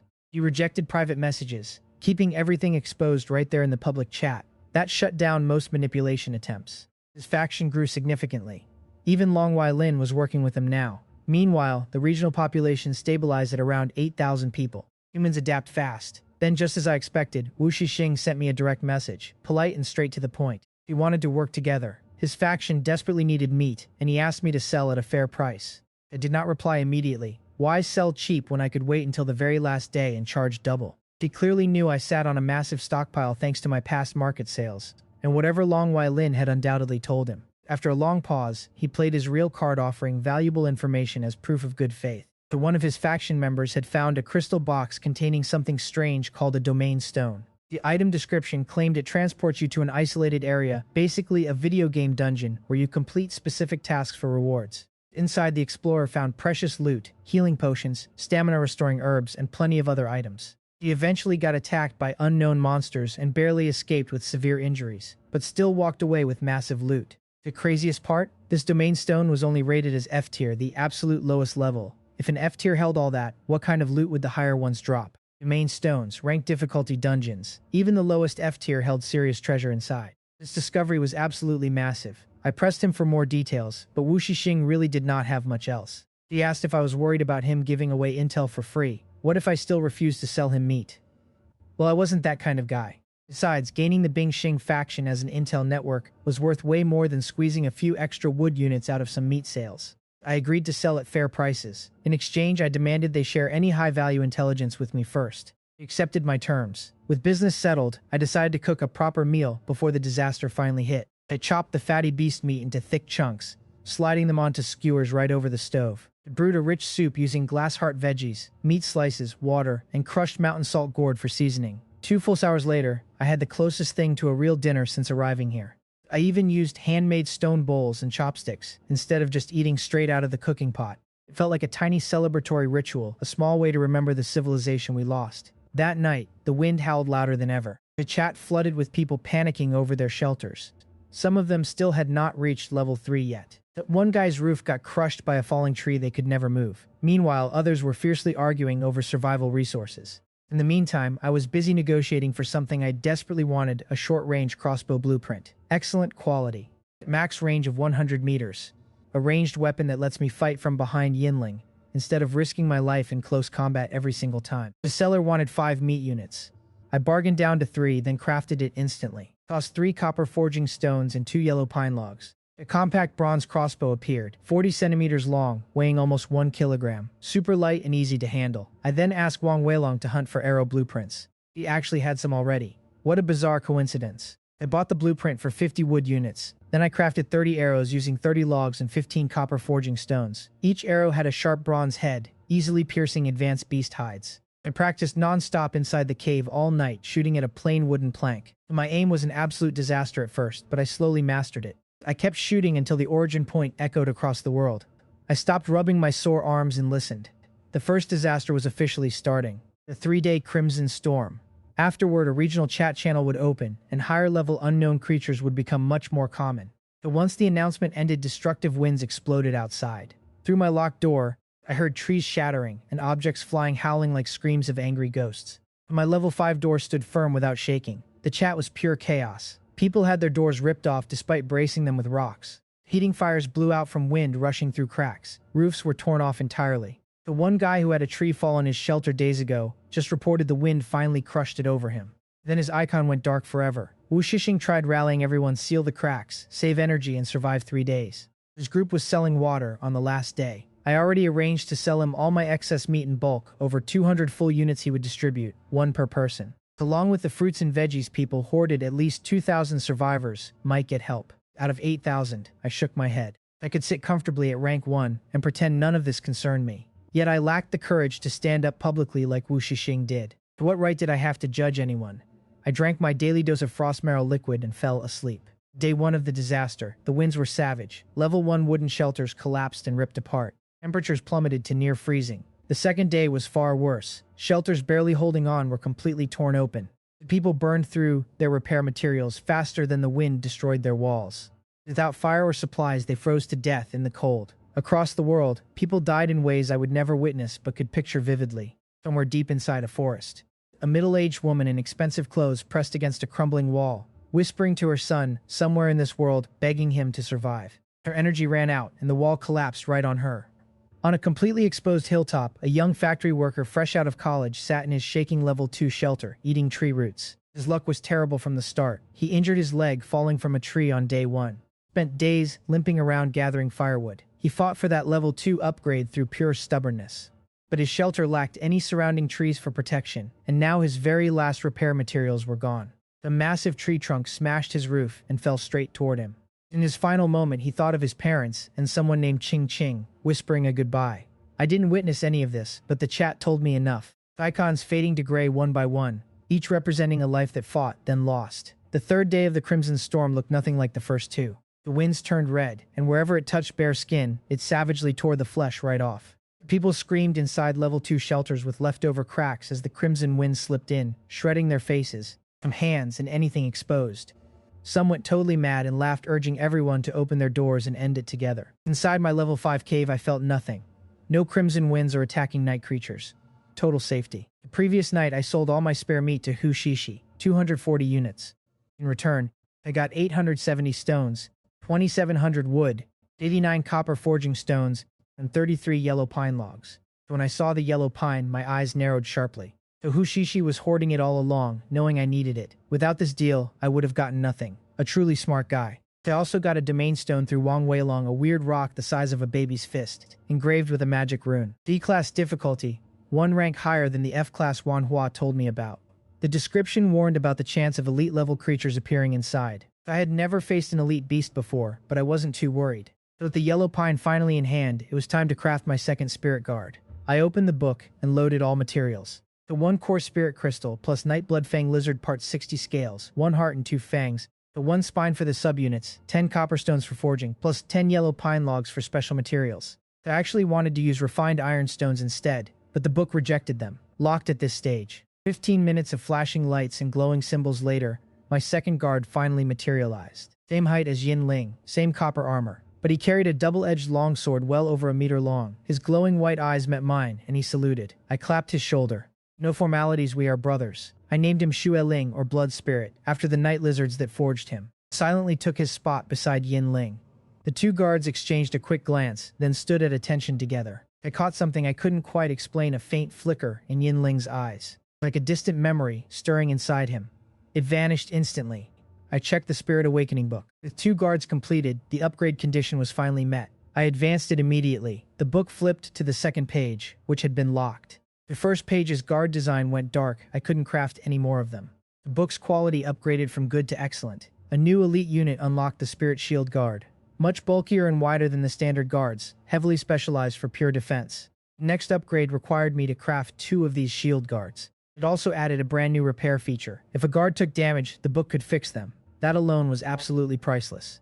I smirked reading the stats. Shield Guard. Basically a walking battle tank with massive HP. This new model required completely different materials, 7 subunits instead of 4, plus 1 special unit.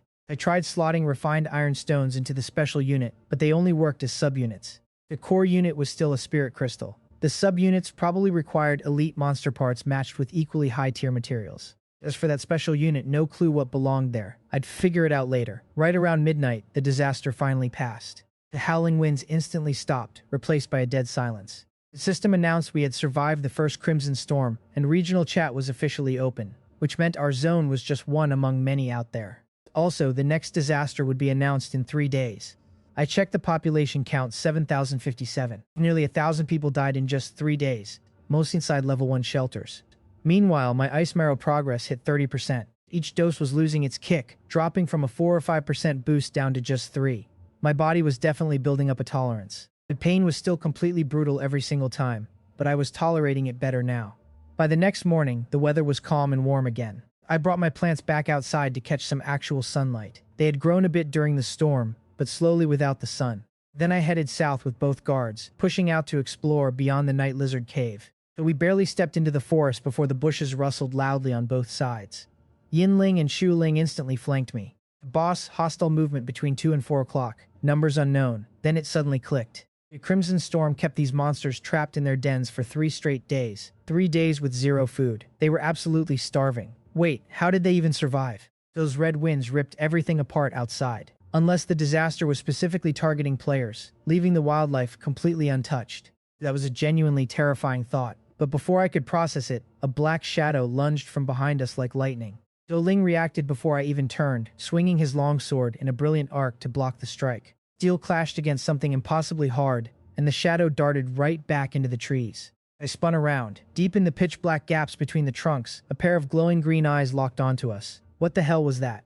Zhou Ling raised his blade to show me. A massive chip was missing from the edge. Whatever he hit was way harder than solid metal. The boss canine creature detected. Combat power far exceeds our own. My blood went ice cold, stronger than both my guards and definitely not alone. Things were moving on all sides now. Run! We sprinted back toward the shelter. The second we moved, a piercing howl shattered the silence. Answering howls erupted from both flanks. 8, maybe 10 beasts closing in fast. Starving predators trapped underground for 3 straight days, and I strolled directly into their hunting grounds. Seriously, why is my luck always this bad? So we sprinted for the base, but they were way faster. Several massive black wolves easily cut off our escape path before we even got close. Within seconds, 7 or 8 of them completely boxed us in. The alpha was so huge its shoulders almost leveled with my own head. Its dead green eyes locked right onto me, ignoring my guards entirely. These wolves could easily smell the only real flesh and blood out here. I recognized the alpha instantly, an elite-tier Black Force wolf, a pack hunter with a skill called Ambush Kill, boosting movement and attack speed by 20% for 30 seconds. My guards couldn't beat it. A straight fight was pure suicide. Then I remembered the domain stone still sitting in my pocket. I yanked it out, whispering for Yinling and Shuling to get ready to run like hell. Then I activated it, entering an E-class domain ash forest. A blinding white light engulfed us 3. The wolves sensed something was wrong. Their leader howled, and the entire pack lunged. Fangs and claws closed in, but we vanished at the very last second, leaving those wolves sniffing empty air. After brief weightlessness and temporary blindness, my vision cleared. The sky above was dead gray. The black flakes drifted down like ash. Every single tree was charred, their bark dead and twisted. The ground was just soft black dirt. The place looked like a massive wildfire had devoured it. Then my mission triggered. Somewhere deep in this forest is an ancient giant tree, destroyed by some unknown monster. Only its core remains intact. To find it and claim the reward sounds simple on paper, but honestly this place was pure nightmare fuel. The charred trees gave off a suffocating charcoal stench. I kept feeling hidden eyes watching us from the shadows. Every time I whipped around to check, nothing. But something was definitely hiding inside those hollow black trunks. I sparked my lantern, casting a 5-meter ring of white light. Pushing deeper. An hour later, we paused to eat. The Yinling spotted a green glow 30 meters out. Tiny green fruits scattered across the soil, pulsing with life inside this dead wasteland. High-tier prayer fruits. They could easily heal severe wounds if you managed to eat enough of them. I made Yinling grab them first to check for traps. Nothing triggered. Stowing dozens in my pocket, we pushed on. Another half hour passed. We hit an even more ruined zone, completely choked with fallen, shattered tree trunks. Everything was pitch black and devoid of life. Still no sign of that giant tree, but the creepy sensation of being watched got much stronger. The weird noises suddenly shattered the heavy silence. Every detail here screamed that this was a dead zone, and we needed to fall back immediately. Then I spotted something that completely erased my fear. A rock pile up ahead, packed with dozens of metallic iron stones. I inspected them instantly. Pure iron ore. The exact same premium material my shelter produces every single day now. Dozens of them, just lying here for the taking. I frantically gathered them, completely tuning out my surroundings. I totally missed Yinling slowly backing up behind me, sensing some unseen danger closing in. Yinling backed toward me, eyes glued forward. He whispered that something felt entirely wrong. I kept looting, but finally glanced over to where he stared. Nothing but gloomy blackness. Then I heard it. A faint rustle between the trees, a shifting shadow. So we grouped up and fell back. Then I felt eyes staring at my spine. I spun around and my heart dropped. The pitch-black creature, half a man's size, peeked from behind a charred trunk. Only half its head was visible. Pitch-black body. Eyes completely dark, void of any white. The only distinct feature was a thick, gross red tongue hanging crookedly from its mouth. The second it realized I spotted it, the thing whipped its head back behind the tree. I yelled, demanding it show itself. Shuling lunged, slicing the tree in half with his twin blades. It stumbled out, a black-furred beast walking on 2 legs, looking way more like a giant rat than a human. A matted fur, a drooling red tongue, and razor-sharp claws. The creature shrieked, charging fiercely straight at Shuling. They scanned it using the system. Advanced tier ash rat. A domain creature, not some regular beast. Something horribly mutated into this twisted form. A beast craving fresh meat. But Shuling ended it easily, piercing it right through with his blade. With its dying breath, it let out a piercing shriek. Instantly, answering shrieks echoed back from every single direction. Surrounded again. The dead rat dropped a black crystal core. I quickly snatched the loot and pocketed it. Exiting this domain meant heading back to the entry point. But those awful shrieks were closing in from everywhere, even directly behind us. The only silent route led deeper into the forest. Trap or no trap, staying put meant certain death. I ordered my guards forward. We sprinted. Black shadows poured from the tree lines. Some lunged at me, but Yinling and Shuling intercepted them. Then 3 more beasts blocked our path. Without slowing down, I drew my crossbow, loaded a bolt, aimed, and fired. The bolt struck its face dead on. Didn't kill it, but the blade sank deep into its flesh. That ice marrow liquid was doing wonders. I was significantly faster, and my muscle control felt leagues better than before. The wounded rat charged me, totally enraged. The other two beasts engaged my guards. Meanwhile, I just kept running. The rat closed in, that disgusting red tongue whipped at me, laced with sharp spikes. I rolled away, whispering shadow skill. 3 seconds of stealth. The rat completely lost track of me and hesitated. It barely sensed my presence anymore, its perception totally scrambled. I attacked instantly, driving my short blade toward its neck. Twisted with eerie flexibility, dodging the strike. But my second weapon was already swinging. My copper axe buried into its neck before it even realized. The blade hit bone and jammed halfway, my only shot. I threw my whole body into it, hips, shoulders, arms, driving the axe through with everything I had. The head snapped off and hit the dirt. My very first solo kill against a realm monster. It almost tore a muscle in my back, but the beast was finally dead. So without the Shadow Cloak's stealth and the raw power from the Frost Marrow liquid, I never would have pierced that rat's tough hide. The Yinling and Shuling finished their fights just as fast. They absolutely wrecked anything at their level, but the monster horde was just too massive. The screeching never stopped. We sprinted deeper into the forest, dozens of ash rats on our heels and more pouring in from the sides. Every few seconds, one lunged, but my guards knocked it back. They only targeted me, the single creature here with actual blood in its veins. My stamina was draining insanely fast. If I didn't find a fix soon, pure exhaustion would kill me long before those rats even reached me. Then the unexpected happened. The rat leaped right at me.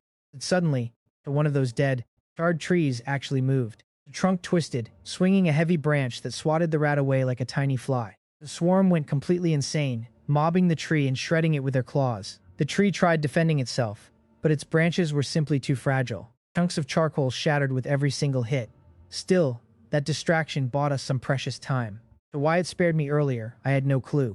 But I definitely wasn't going to question a miracle that just saved my life. So we sprinted a few hundred meters before I finally dared to stop. The deeper we pushed, the less charred the forest looked. The trees were battered, sure, but no longer pitch black. Even the dirt shifted from a wet sludge to dry gray ash. So Yinling spotted something up ahead, a light totally unlike any glowing plant or hidden treasure. Lowering my lantern, I felt it an overwhelming holy presence that instantly made me want to drop to my knees. Because right there stood the ancient giant tree, my actual mission target, impossibly tall. The hollowed out, pitch black trunk and cracked, filling bark. About 2 meters up, a wide gap tore through the trunk. Inside floated a sphere of pure white light, pulsing with massive waves of holy energy. I tried running an inspect skill. Nothing. Not even the system knew what this was. I reached out and then heard the rats swarming up right behind us. They caught up. Gripping my weapons, I turned around. Yinling and Shuling stood before me, motionless, their eyes completely steady. At least 50 rats closing in fast. I knew the odds perfectly well. 90% chance I was going to die right here. Then the light burst. A massive pulse of white energy expanded outward in a perfect ring. Every single tree it touched just vanished instantly. The black soil melted into gray sand. Any rat caught in that wave exploded right into a smoking black puddle. The rats in the back shrieked, scrambling to hide behind trees without actually retreating. The light had carved out a complete safe zone all around us. I stood there totally stunned. That light acted like holy fire against those swarming creatures. Guaranteed instant death for absolutely anything getting too close. Then I heard a voice broken, stumbling from the giant tree itself. I didn't recognize the language, but somehow my brain auto-translated it anyway. Go, leave, get far away. And those ash rats definitely heard it too. They stopped hiding, creeping out into the open. Every single one glared at that light source with pure, twisted hatred completely distorting their faces. Whatever those exact words meant, they clearly pissed the swarm off beyond reason. I stood totally frozen, staring at that glowing sphere inside the dead wood, desperately trying to figure out what was actually talking to me. That broken voice begged me to leave. But it finally hit me. This light source was my mission item, the exact core I needed to extract. I stopped hesitating, reaching right into the hollow trunk. The light just settled into my palms effortlessly. No heat, no weight, like holding nothing at all. But the very second I grabbed it, those ash rats completely lost their damn minds. Their eyes burned with hate. They either wanted this thing or wanted it destroyed. I couldn't really tell which. I held the light high and headed back. That safe zone moved right along with me. To wherever we walked, the rats scattered. Pitch black bark simply melted off the trees, and the sludge turned into clean gray sand. Beneath the charred surface, some trees were actually still alive. They swayed as the light freed them, almost like they were showing gratitude. Seconds later, the rats swarmed those trees, ripping them to absolute shreds. Then I felt something from the light, a weird emotion, like deep sadness mixed with total resolve. The walking back took nearly a whole hour. My arms went completely numb carrying that light above my head. But dropping it wasn't an option with rats stalking every step. By the time we reached the entry point, my hands were entirely dead. Barely managing to grab the realm stone, I triggered it. Exit. Yes. Then bright white light totally engulfed us. The last thing I saw was dozens of dark eyes glaring from the tree line. Blinking awake back in the real world, absolute panic instantly gripped my chest. The black claw wolves might be waiting. I scanned the area. Empty. They were completely gone. I let out a massive sigh of relief. The hometown announced my reward, the giant tree blessing. Now every plant inside my shelter would grow exactly twice as fast. I finally got the giant tree spirit core, an elite grade item packing the life essence of an ancient giant oak. It speeds up plant growth and grants them the original tree's powers. I rushed straight home to the star rune thorns. They had already grown to almost 2 meters long. Climbing the cliff face like a vine, I buried the core right at its roots. Green sparks flared from the dirt and quietly flowed inside. With every pulse, the main stem stretched longer. New branches erupted from the ground. Silvery spots sprouted on the dark green surface, connecting into glowing lines. Actual star runes living up to their name. The plant broke through to the advanced tier. Then I felt it, a faint consciousness brushing my mind like a newborn reaching out, confused but aware. The star rune thorns linked with me mentally. I could now communicate using just my thoughts.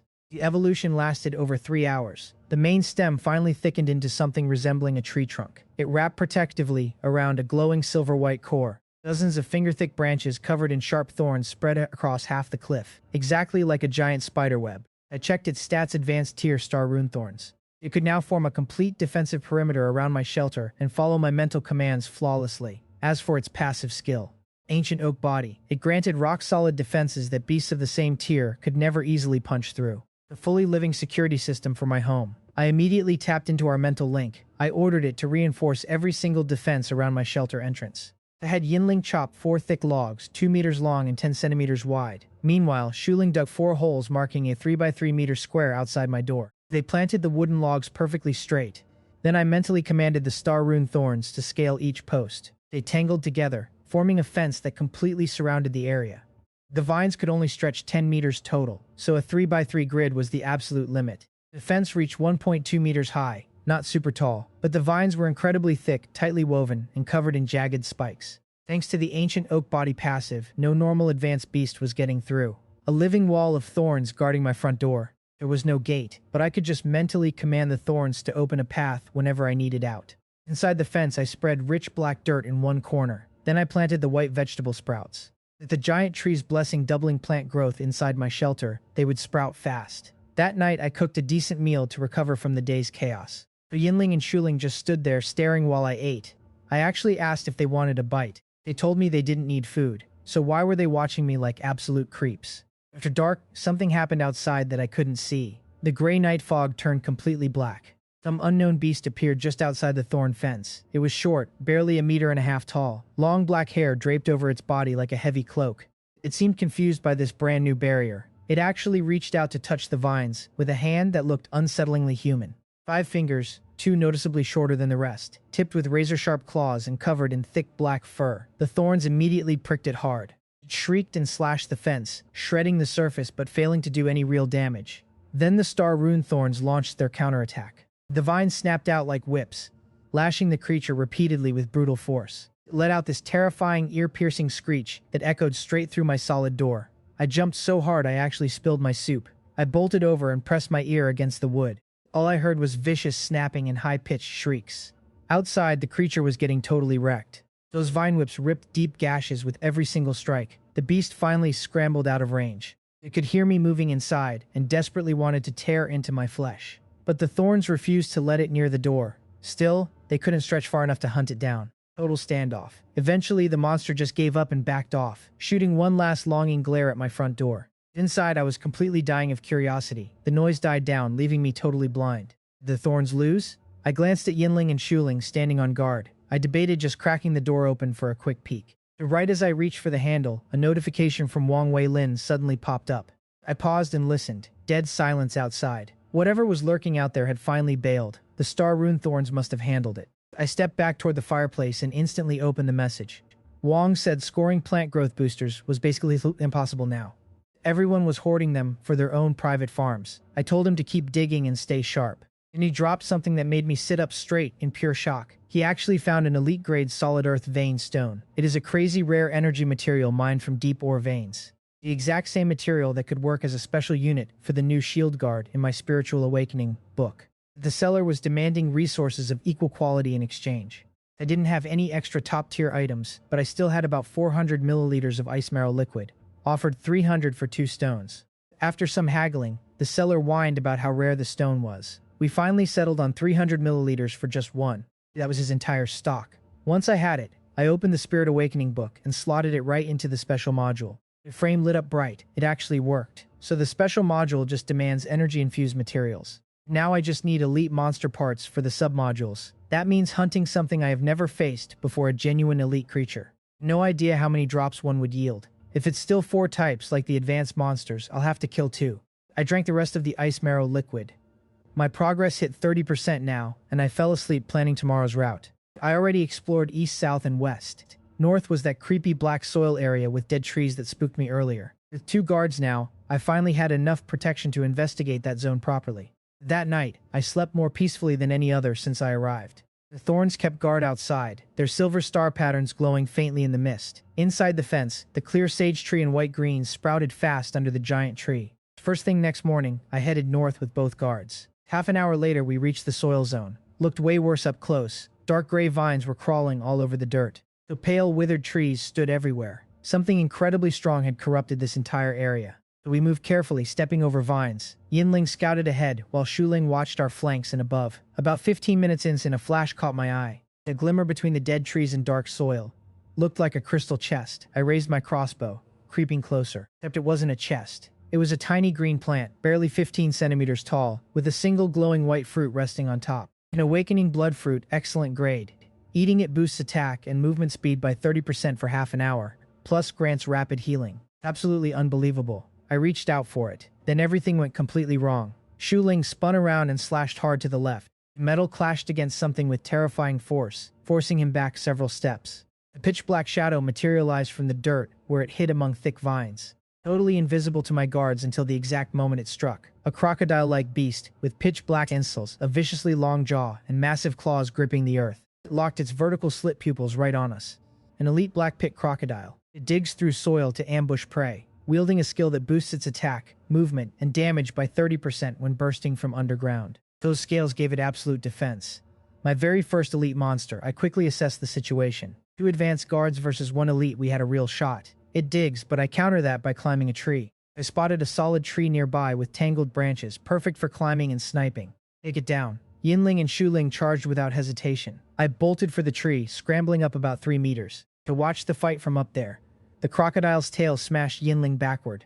Its claws slammed Shuling's sword, sparking wildly. Yinling recovered, slashing its flank. The blade bounced off the scales, sparking but barely scratching the surface. Every crocodile strike left a nasty dent in my guard's copper armor, and any hit they managed to land bounced right off its scales. I kept shooting its joints and underbelly, but my bow was only good quality. Damage was pathetic. At this rate, my guards would shatter completely before ever breaking this crocodile's defense.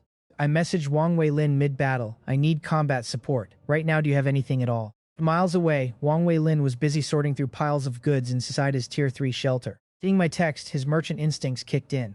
This was a chance to build real loyalty, not just close another standard deal. To wincing at the steep cost, he grabbed a square blue gem and sent it for free via the friend transfer system. He figured it out instantly. If someone like me asked for emergency combat support, I definitely had to be fighting an elite monster. Notification chimed right as I loaded another arrow. The gift was a frost jade chain, excellent grade, single use only. Spawns heavy chains to bind the enemy, piercing flesh with barbed links. It works on any monster up to elite tier for 10 seconds flat. Wang Weilin's message simply reads, "Stay alive, boss, that is what matters." I knew what this cost him, but couldn't think about that now.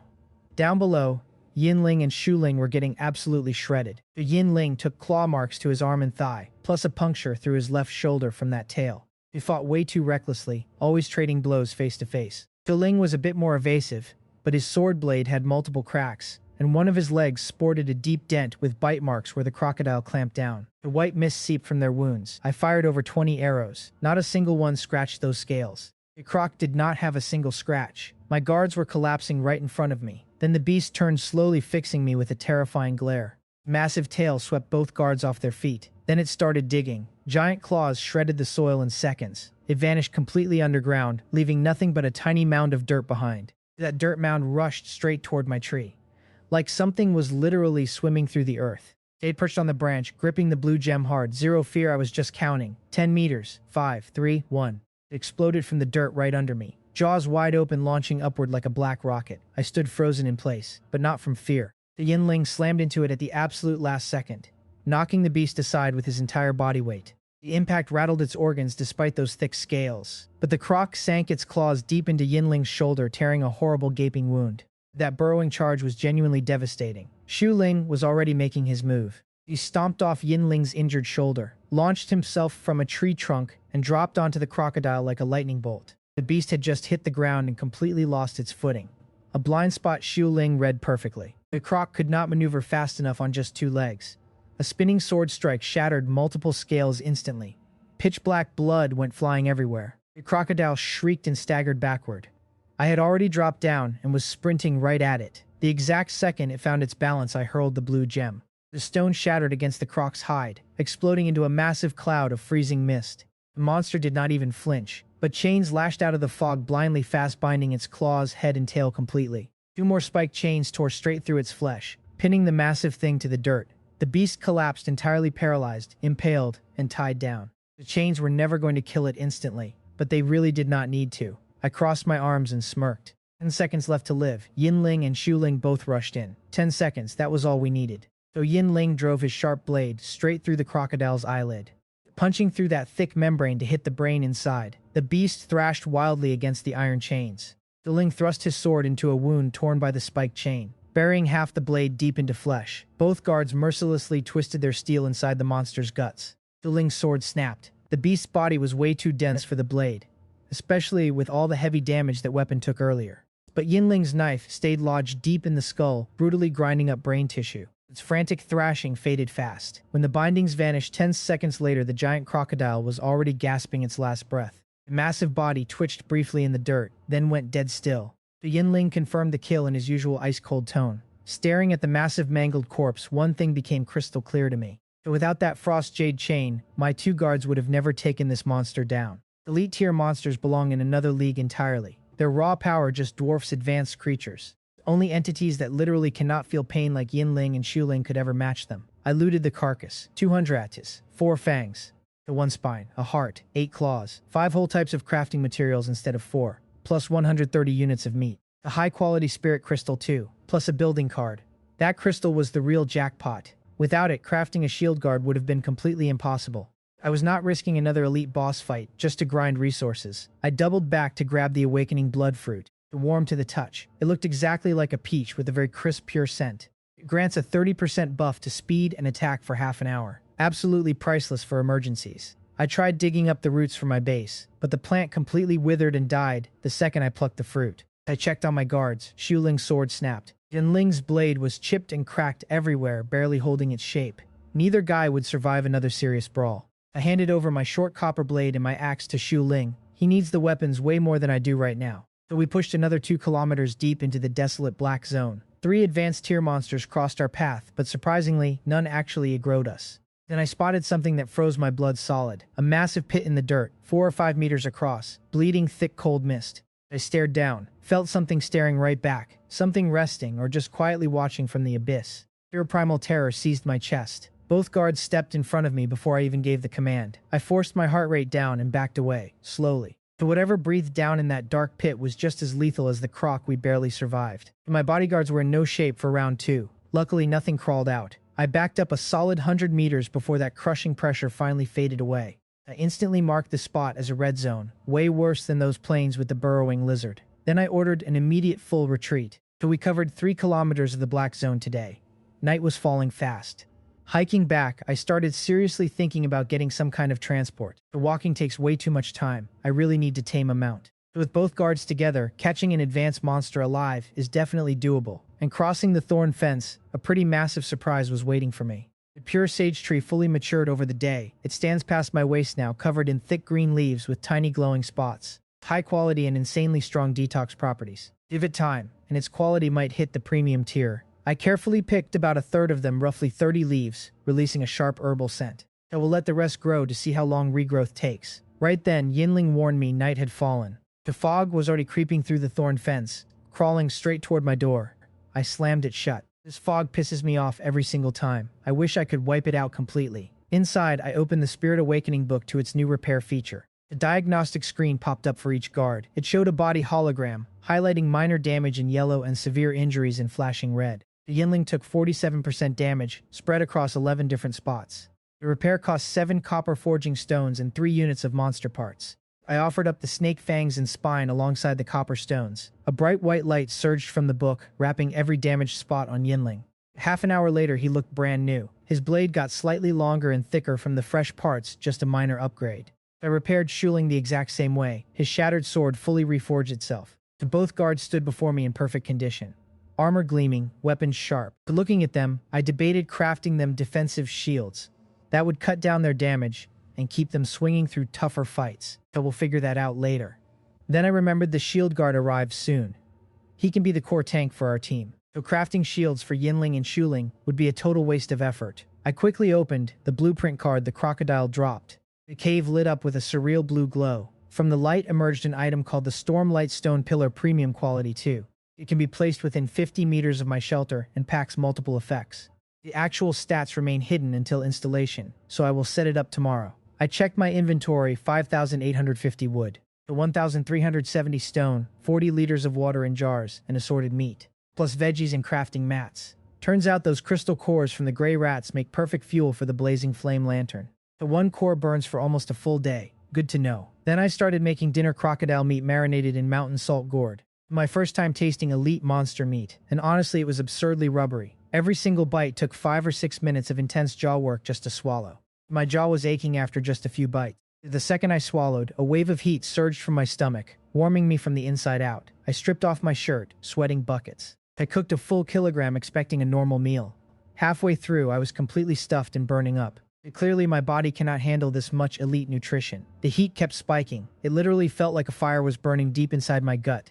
Suddenly, a heavy nosebleed hit. I wiped it, freezing as I stared at the blood on my fingers. This meat is too intense, literally pushing past what my body can process. Another bite might make me pass out. Leaning my head back to stop the bleeding, I managed to open the chat interface one-handed. I sent a message to Wang Weilin, "Hey, have you eaten yet?" Meanwhile, Wang Weilin was crashed out on his rough bed after a long day of sorting inventory when my message pinged. He happily replied that he hadn't eaten yet, so I sent over a stone pot of cooked crocodile meat, rewarding him for the frost jade chain. I threw in a warning, by the way: this is elite monster meat. Don't eat too much, the effects are intense. I could only imagine his face reading that. He is smart enough to read between the lines. I had just taken down an elite monster. Dropping a detail like that secures his loyalty way better than any cash bonus ever could. Back in my bathroom, I was stuffing a rag up my nose. Head tilted back, I bled for over an hour before it finally stopped. That meat was literally too much for my frail stats. But checking my profile screen, I noticed something pretty fascinating. My progress had jumped from 32% up to 32.7. Just a handful of bites had actively pushed my evolution forward. Devouring all 130 units could probably push me into the advanced tier. The problem was the side effects: bleeding, fevers, and major jaw fatigue. Eating it all would take forever. Honestly, I should just sell most of it. Even a quarter unit is a full meal for an average guy, and it provides a massive stat boost. This stuff holds an insane amount of value. I texted Wang Weilin to chat once he finished eating. After a shower, I crashed on my bed and scrolled through the chat channels. The newly unlocked regional channel was completely flooded with messages. People were desperately hunting for missing family. Both channels just got message caps. You only get 20 a day for the local zone, and a strict 10 for the regional feed. It cuts down on spam and saves the crucial intel. Anyway, I plan to sell some elite meat to the Huochishang faction through Wang Weilin. Going through Wang first just felt like the right move. If he hadn't handed over that frost jade chain for free, I never would have killed that crocodile in the first place.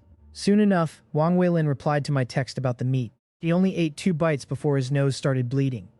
His body temperature spiked, and he felt completely stuffed. So, I explained exactly what that percentage on his status panel meant. It tracks his progress toward evolving to the advanced stage. Those 2 bites alone pushed him straight to 0.2%. He caught on immediately. Normal humans could actually level up just by eating high-tier monster meat. Then, I cut straight to the chase. I told him straight up I was never going to forget that frost jade chain favor. I just needed to know what he wanted in return. He played humble, said he only sent the chain because it was an absolute emergency, and he genuinely believed in my strength. He claimed he didn't want any compensation, and just wanted to help out. But I saw right through it. He was basically swearing loyalty to me. The guy wanted to join my crew. Honestly, I was thinking the exact same thing. He was smart, highly resourceful, and incredibly solid. So I gave him a test run. I had 100 units of elite crocodile meat to offload. My order was to go negotiate with the Huochishang faction. He needed to hype up the meat's value, the taste, the insane stat boosts, absolutely everything. In exchange, they wanted special materials, tools, and rare resources. So basic wood or stone. His cut would be 5 units of elite meat, a guaranteed 6 to 8% physical stat boost if he ate it all. Wang Weilin practically lost his mind. He instantly started mapping out the sales pitch. When he asked exactly how much inventory I was holding, I dropped the number 100 units. That fully confirmed his wild guess. I really had soloed an elite creature. The guy had every reason to take this partnership dead seriously. He once knew another heavy hitter who tamed a high-tier monster and slaughtered 2 others. But then that guy bumped into an elite beast while exploring. His tamed pet died buying him time, and the elite monster tracked his scent straight back to his base. He ripped apart his level 3 shelter and ate him alive. 3 flat hours from first sight to brutal death. The Wang Weilin actually read that guy's dying text in real time. That absolute nightmare was why he picked up the Frost Jade chain to begin with. It was also why he understood just how insane it was that I killed an elite beast and actually lived. He promised to handle the auction right, but dropped a warning the Huochishang faction might not have the funds to buy all 100 units. He suggested floating some of it on the open market instead. I agreed. Then I downed my nightly dose of ice marrow liquid.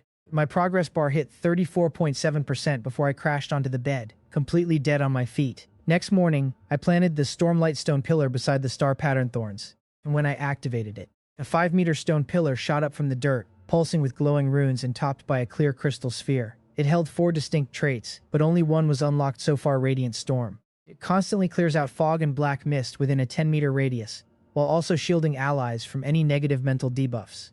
It was exactly what I needed. That creepy fog wasn't going to crawl up to my front door at night anymore. No more shadow monsters lurking in the yard. My shelter just got a massive security upgrade. The other 3 perks were locked tight, with 0 clues on how to open them. Super frustrating, but honestly, that first skill alone was worth the hassle. The white sprout vegetables were growing at insane speeds, all thanks to that fertile black dirt and the giant trees buff. So we were maybe 2 or 3 days out from harvest. Plus, the clear sage tree was already sprouting leaves I could pick right away. Mid-morning, I marched south with both of my guards. The southern woods were completely uncharted territory for me, which meant high risk. The Blackclaw wolves could easily be out there, but I couldn't just hide indoors out of fear. I still had the awakening blood fruit for an emergency, and I could always kite enemies back into the star pattern thorns if things went south. So we bypassed that night lizard cave we found earlier and pushed way deeper into the woods. High up in the branches, some kind of owl monster kept its eyes on us. Advanced tier, practically elite according to Yin Ling, but it showed 0 interest in launching a daytime ambush. It kept a wide berth and just kept hiking southeast. For a long while, we didn't run into a single thing worth grabbing. And my boosted senses caught a whiff of something. Faint at first, but soon impossible to ignore. Blood. A thick, suffocating stench of iron. The stink was drifting in from the left, deep inside the tree line. So, I sent Yin Ling ahead to scout it out. 15 minutes later, he came back with a grim report: bodies everywhere. I followed his lead, hacking our way straight through the dense, trackless brush. So what we found made my stomach twist into knots. The Blackclaw wolves, the very same pack that nearly ended me days ago, had been completely massacred. Every single one of them. 16 or 17 wolves ripped to actual shreds, their body parts just scattered across the bloody soil. Severed limbs, shredded flesh, blood violently sprayed across the trees. The real shock was the alpha's head hanging from a branch, jaw snapped at some impossible angle, empty eye sockets, skin shredded by deep savage claw marks. It was no fight, just a straight-up massacre. Something toyed with them. An entire pack led by an elite tier wolf completely wiped out like it was nothing. To going by Yinling's assessment of the scene, they died just yesterday. Whatever did this is close. Barely 4 or 5 kilometers from my shelter. I bolted. The south is completely off limits now, and the east has the burrowing lizard. North has that terrifying crater. My only option was southwest, hugging the mountain near my cave, just searching for a path up. Slashing through thick brush took hours, but we finally found a slope. Climbing up, I caught a sound. Shuling pinpointed at running water. My heart soared. Finally, after all this time. Over the hilltop, a small valley opened up like a stunning painting. A crystal-clear lake sat right in the middle, maybe 50 or 60 meters wide, surrounded by lush plants. Harmless little animals scattered as we approached. The fruit trees lined the edges, red ones like lychees, green ones like apples, plus fish swimming in the shallows. I inspected the lake, just normal water. The fruits were common quality stuff, heart-sweet fruits and mountain leaf fruits.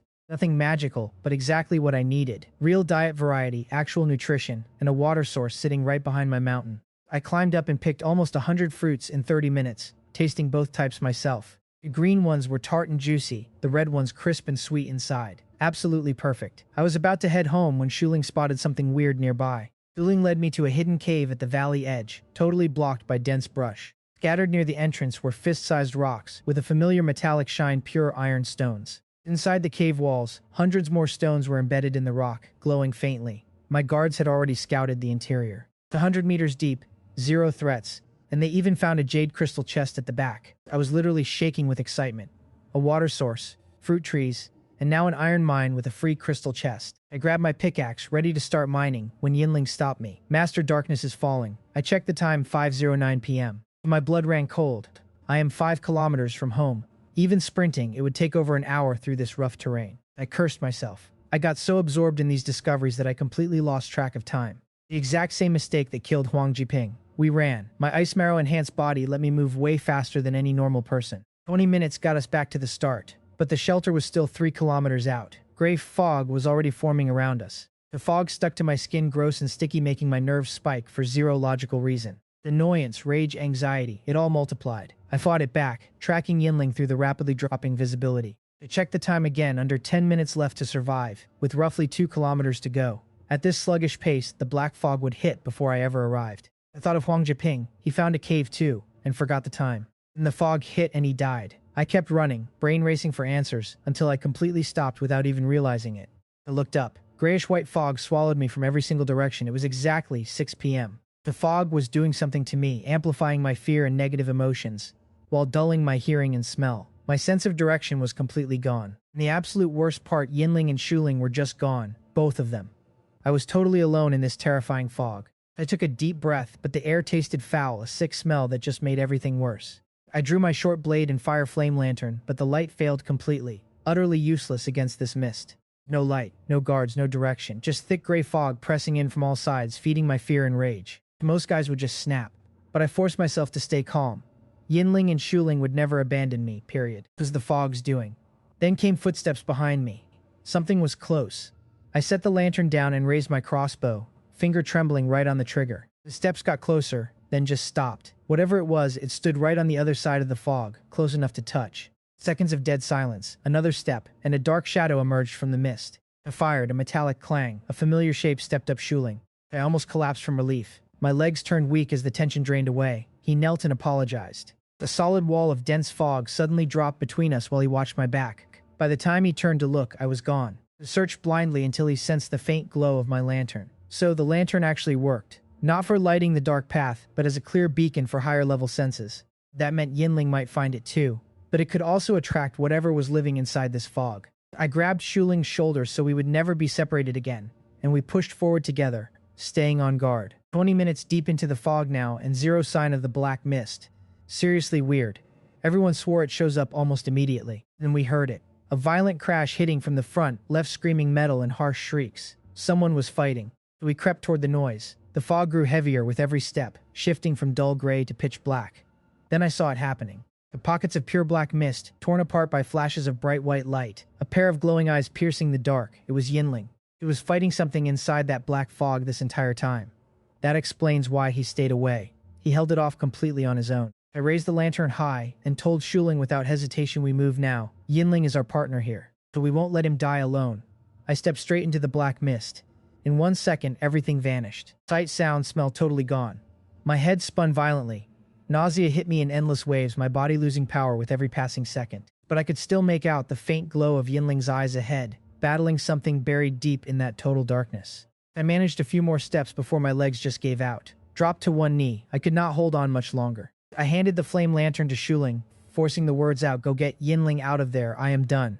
For the first time ever, Shuling actually hesitated. Then he grabbed the lantern, charged inside hard, and helped Yinling block whatever nightmare he was fighting. Told him my orders were to retreat. They both bolted toward me at top speed. I was fading fast. Bit my tongue hard just to stay awake. The blood flooded my mouth. A terrible pain ripped right through my skull, but it kept me conscious just long enough. They each grabbed an arm and dragged me out of the dead zone fast. The second we cleared the black mist, I finally caught my breath. The spinning stopped completely. I could hear and see clearly again.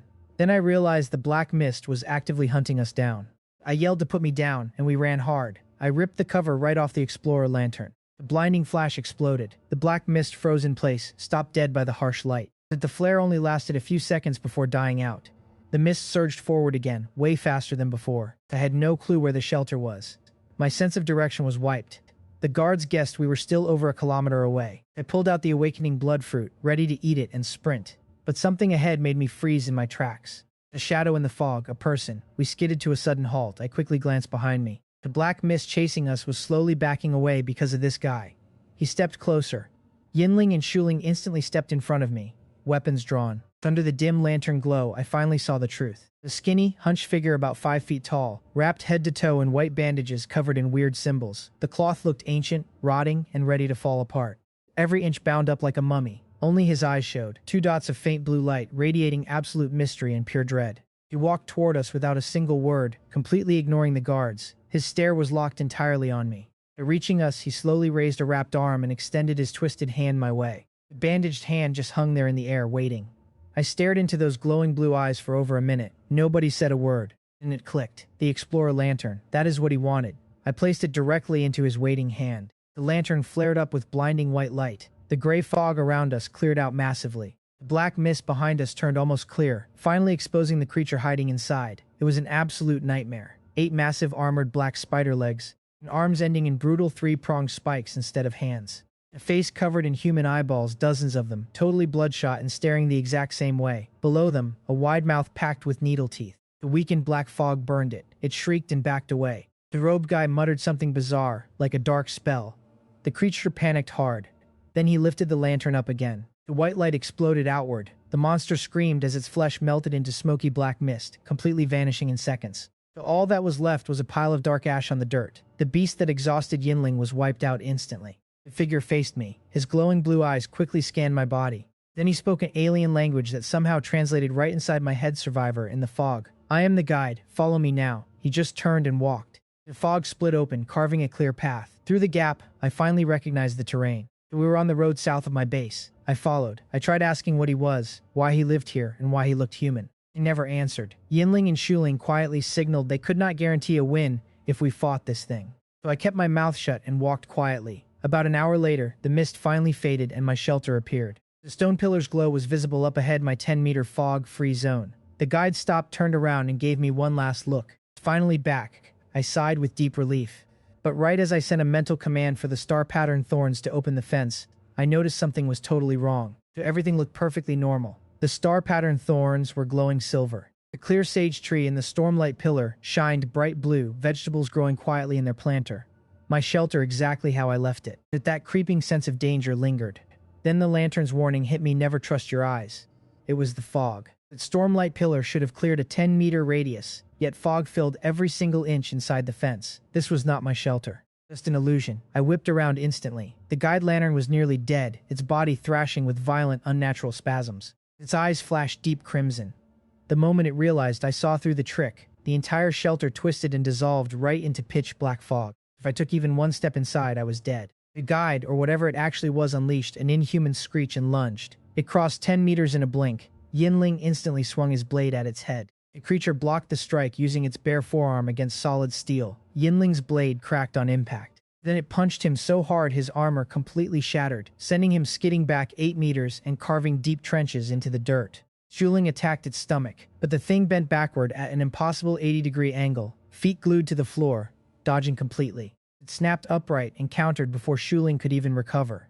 Any weapon that struck those thick arms shattered on the spot. The body was much harder than anything we had ever faced. This monster was an elite-level threat, at minimum. We had zero chance of winning.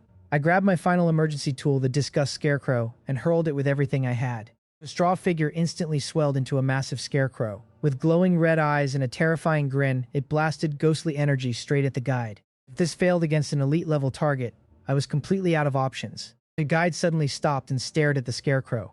Its eyes widened, entire body violently thrashing as if trapped in a horrific nightmare. It started blindly attacking the scarecrow, swinging its fists in total madness. 10 seconds. All I had. I swallowed the awakening blood fruit without a second thought. Massive speed and power surged through my veins. I grabbed Shuling, pulled Yinling, and we sprinted straight through the opening. I dashed past the guide while it shredded the scarecrow. So close I actually saw its eyes flashing rapidly between red and blue. But with the awakening blood fruit's energy pumping right through me, I crossed over 100 meters in those 10 seconds faster than any human alive. And never once looked back. The path the lantern cleared through the fog was already closing, but just enough remained for me to see my way out. So behind me the guide ripped the scarecrow to pieces, then stood perfectly still. Its eyes were back to that calm blue. It muttered something words I would have definitely understood, if close enough, then just turned around, vanishing completely into the fog. So when my shelter finally came into view, the real one this time. The clearing from the stormlight pillars proved it was actually real. I almost cried from sheer relief. I signaled the star pattern thorns to open up and just stumbled inside. I struggled out of my fog-soaked clothes, took an ice-cold shower. Then I sat by the fire, eating fruit because I was way too drained to cook. I forced down some ice marrow liquid before totally collapsing on the bed. That elite crocodile meat would just have to wait. My body could not handle that much energy tonight. I blacked out the absolute second I hit the mattress. I only managed to send Wang Weilin a single text to sleep now. We can talk tomorrow. I didn't wake up until 10 the next morning. Still pretty groggy, but I couldn't waste the day. I cooked a third of a unit of elite meat, my absolute limit, and checked Wang Weilin's messages. He was incredibly worried, spamming me with urgent messages when I went offline. I decided to tell him about last night. Not everything. Just enough to show how insanely dangerous my life was, and that I could easily survive it. The more he believed in my power, the harder he would work. I explained getting totally trapped in the fog, losing my senses entirely. Then I frankly told him I faced the black fog head-on. His reaction was pure shock. Nobody ever survives the black fog. Ever. Then I warned him there was more. Terrifying monsters actually live inside that black fog. I told him I barely survived, keeping my tone perfectly calm. Wang Weilin stayed dead silent for a long time. I knew he was mentally recalculating everything he ever thought about me. He sent over some healing herbs as a gift, actually calling me brother this time instead of Boss Jiang. I sent them right back. I didn't need them, and he couldn't afford to waste resources. That absolute loyalty was exactly what I wanted. I told him to negotiate with Hu Qixing for the materials I was missing, specifically some high-quality wood for the shield guard. Then I stepped outside into the wind and drizzle, my first rain since reaching this world. Resting means falling behind, and that means certain death. Today's target was the Valley Lake. Water shortages were always my biggest weakness. Constantly buying it meant I never had enough for a proper wash. With my own private source, that problem was completely over. My storage space could only hold 15 5-liter stone jars, so I used the friend gift system with Wang Weilin as a workaround. I knelt by the lake, filling the jars one by one and sending them through the transfer interface. He kept crafting more jars while I kept packing. An hour and a half of non-stop work left my enhanced arms burning. But we stored around 100 jars, 500 liters total. I told him to keep 100 liters. That was worth 300 to 500 wood units at market price. Enthusiasm to work with me noticeably spiked. Then I headed straight for the Ironstone Cave. I brought dozens of basic stone axes for Yinling and Shaoling to use for mining. I could hear the ringing before even reaching the entrance. They were grinding hard inside. The outer walls of the cave were completely stripped bare. Dozens of ironstones and shattered axes littered the ground. I scooped up over 60 stones with a massive smile on my face. Basic stone axes broke after mining just 2 stones. The iron was insanely hard. I had Wang Weilin craft extra batches while Yinling and Shuling kept swinging without rest. I tried mining myself at first. 2 stones and 3 broken axes later. Vibrations wrecked my arms. I left it to the pros and just supervised. By 4 o'clock we had gathered 147 ironstones. Around 100 were left in the walls for next time, plenty to upgrade my shelter. We walked back through the first real rainstorm since arriving. The muddy terrain slowed us down, but we made it by 5. I immediately boiled water for my first real hot bath in ages. Something so incredibly simple felt like the greatest luxury in the entire world. I traded with Wang Weilin, grabbed the water jars, and sent 600 wood units for materials and labor. 100 stone jars now lined my storage room wall to wall, 500 liters total. Absolute water freedom. Then Wu Zhishi sent a message. His group spent the day gathering trade goods for my elite meat. He sent a massive list of tools, resources, materials, and meds. I scanned the list carefully. Most healing items matched or fell short of my red heart fruits, but 2 things caught my eye. The heart petal flower. Excellent quality and rapid healing with 0 side effects, though it couldn't regrow lost limbs. The lionheart grass was incredibly strong too, but it leaves you severely weakened afterward. I picked the flower. From over 20 available tools, I chose 3. The blood swamp scroll creates a cursed bog that lowers enemy perception. Next, a jade bamboo arrow coated in a fast-acting, incredibly lethal poison. Both were absolutely essential for fighting elite creatures. But my final pick was the most important, an excellent quality antidote potion blueprint. It would finally add potion crafting to my production menu. and the stronger the detoxifying ingredient, the better the resulting potion. With my clear sage tree leaves, this was exactly what I needed. I also picked the Jade Carp Lake water, 10 liters packing natural detoxifying properties perfectly ideal for a potion base. I grabbed 15 liters of clear Serenity spring water to speed up plant growth too. But the real prize was 45 units of excellent quality dark birch wood, exactly what the Shield Guard needed for its subunits. The seller wanted 1 unit of elite meat per log. That was a ridiculously steep price. I shot Wu Jishi my counteroffer, slashing practically everything right in half. The Wang Weilin already told me the seller's real prices before Wu added his markup. We haggled back and forth, but I held firm. My budget was strictly 95 units of elite meat. The 100 I owned minus 5 units reserved for Wang Weilin. Wu Jishi faked pain over the prices, complaining about convincing his guys, but I knew it was just a performance. And he knew that I knew. We were both just acting. He eventually agreed because keeping me as a loyal customer outweighed squeezing extra meat from a single deal. I traded 95 units and received everything. The Heart Petal Flower for healing, the Blood Swamp Scroll and Jade Bamboo Arrow for combat, plus the Antidote Blueprint, 25 liters of special water, the 45 Dark Birch Wood units, 3 types of vegetable seeds, and basic materials. I activated the blueprint right away. It merged directly into my crafting menu. 1 potion required a detoxifying ingredient, 200 milliliters of water, and 1 unit of wood. With clear sage leaves as the ingredient and jade carp water as the base, I could mass-produce top-tier antidotes. The Wang Weilin played both sides brilliantly. He stayed loyal to me while maintaining his value inside the Bingsing organization. But looking at the final deal, I just smiled and muttered to myself, life is a stage and everyone is acting, myself included. Crafting that very first antidote potion took only 5 minutes. The 1 clear sage leaf, 200 milliliters of jade carp water, and 1 wood unit. The result was excellent quality. It granted full immunity to elite-level poisons, and even suppressed higher-level toxins. That was light years better than eating raw leaves. Stored in a corked wooden flask cold to the touch, I sat down and started my calculations. Thanks to the pure spring water, the pure sage tree regrows its leaves in about 4 days, yielding 100 to 120 leaves per harvest. That means up to 120 potions per cycle.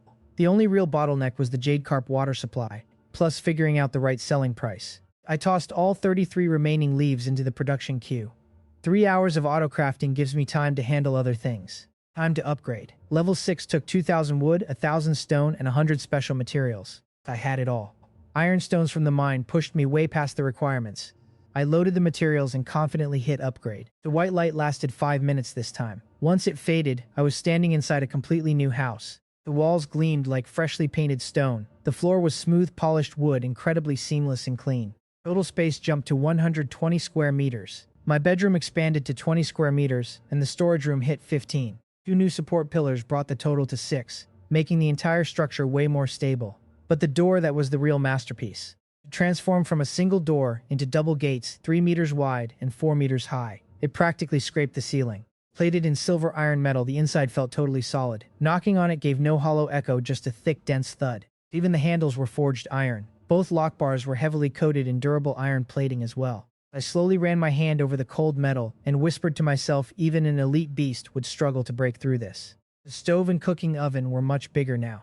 The bathroom expanded to 10 square meters, holding something that made me smile like a complete idiot. A stone bathtub, a real one I could finally use. No more pouring water from stone jars and praying I wouldn't drop one on my skull. I stood there, stroking the tub's rim like it was the most precious thing in the whole world. The shelter description now read extremely high defense and very comfortable living conditions. Daily ironstone production bumped up to 5, but the next base upgrade changed. It now required Tier 2 materials. A brand new conversion feature popped up. 10 units of basic wood or stone could now be crafted into a single Tier 2 material. That actually made perfect sense. The shelter couldn't just keep expanding outward forever. The focus was shifting to stronger defenses. Level 7 would demand 3,000 basic wood and 1,500 stone for conversion, plus 150 special materials. I was low on stone and iron, but there was no rush before the next disaster hit. Now came the main event. I flipped the Spirit Awakening book to page 2 and loaded it all in.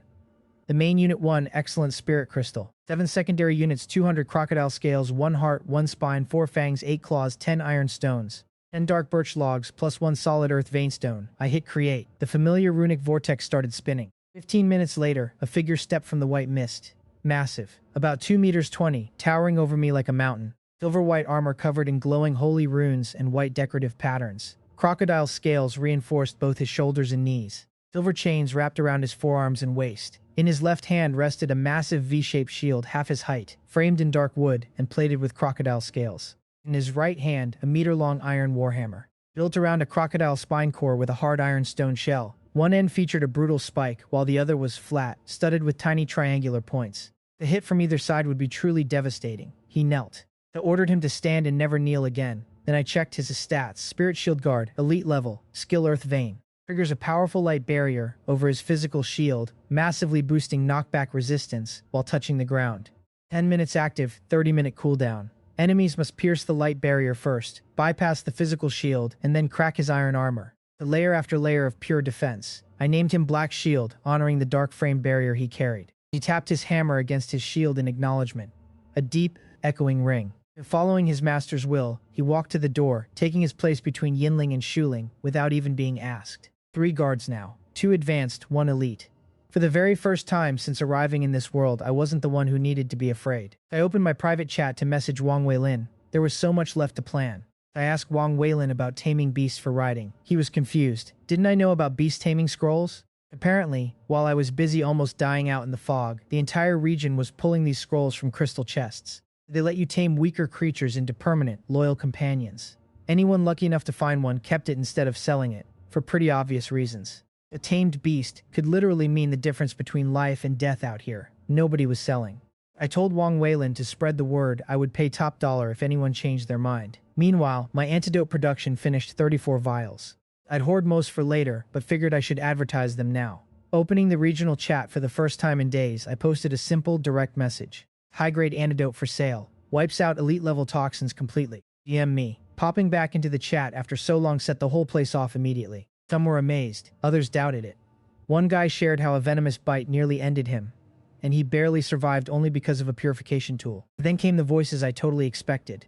This guy Young has way too much good stuff. We should team up and force him to share. He tops the leaderboard he owes us. Exactly. Why does he eat meat while we rot in hell? He needs to support all the survivors. A few others chimed in with fake righteous agreement. Pure moral blackmail. Guilt-tripping a guy into handing out resources just because he has more than everyone else. I didn't even bother replying. That is just human nature jealousy magnified by absolute despair. I never tried to win a popularity contest like Wu Shixing did. I had zero interest in running a charity. I am no saint and I never claimed to be. The only reason I helped was because dead survivors would just make my own survival much harder. Still, I quietly memorized the names of everyone pressuring me, just in case. Then I downed my nightly frost marrow liquid. My progress is nearing 40% now. 4% a day between the liquid and the elite meat. Still feels pretty slow, but I was miles ahead of almost every other survivor. Then, right at midnight, the origin point spoke, announcing the second disaster. Torrential rain will black out the sky. Ash clouds will drop, turning the earth into a graveyard soaked in blood. 7 days until it hits. It will last for 3. The shelter leaderboard now updates daily, handing out final rewards after the disaster. Plus, a brand new ranking dropped the combat power leaderboard. I opened the chat and checked the top spot. My name sat right there again, dominating both lists. I started clapping like a maniac, totally ignoring the 3 guards staring right at me.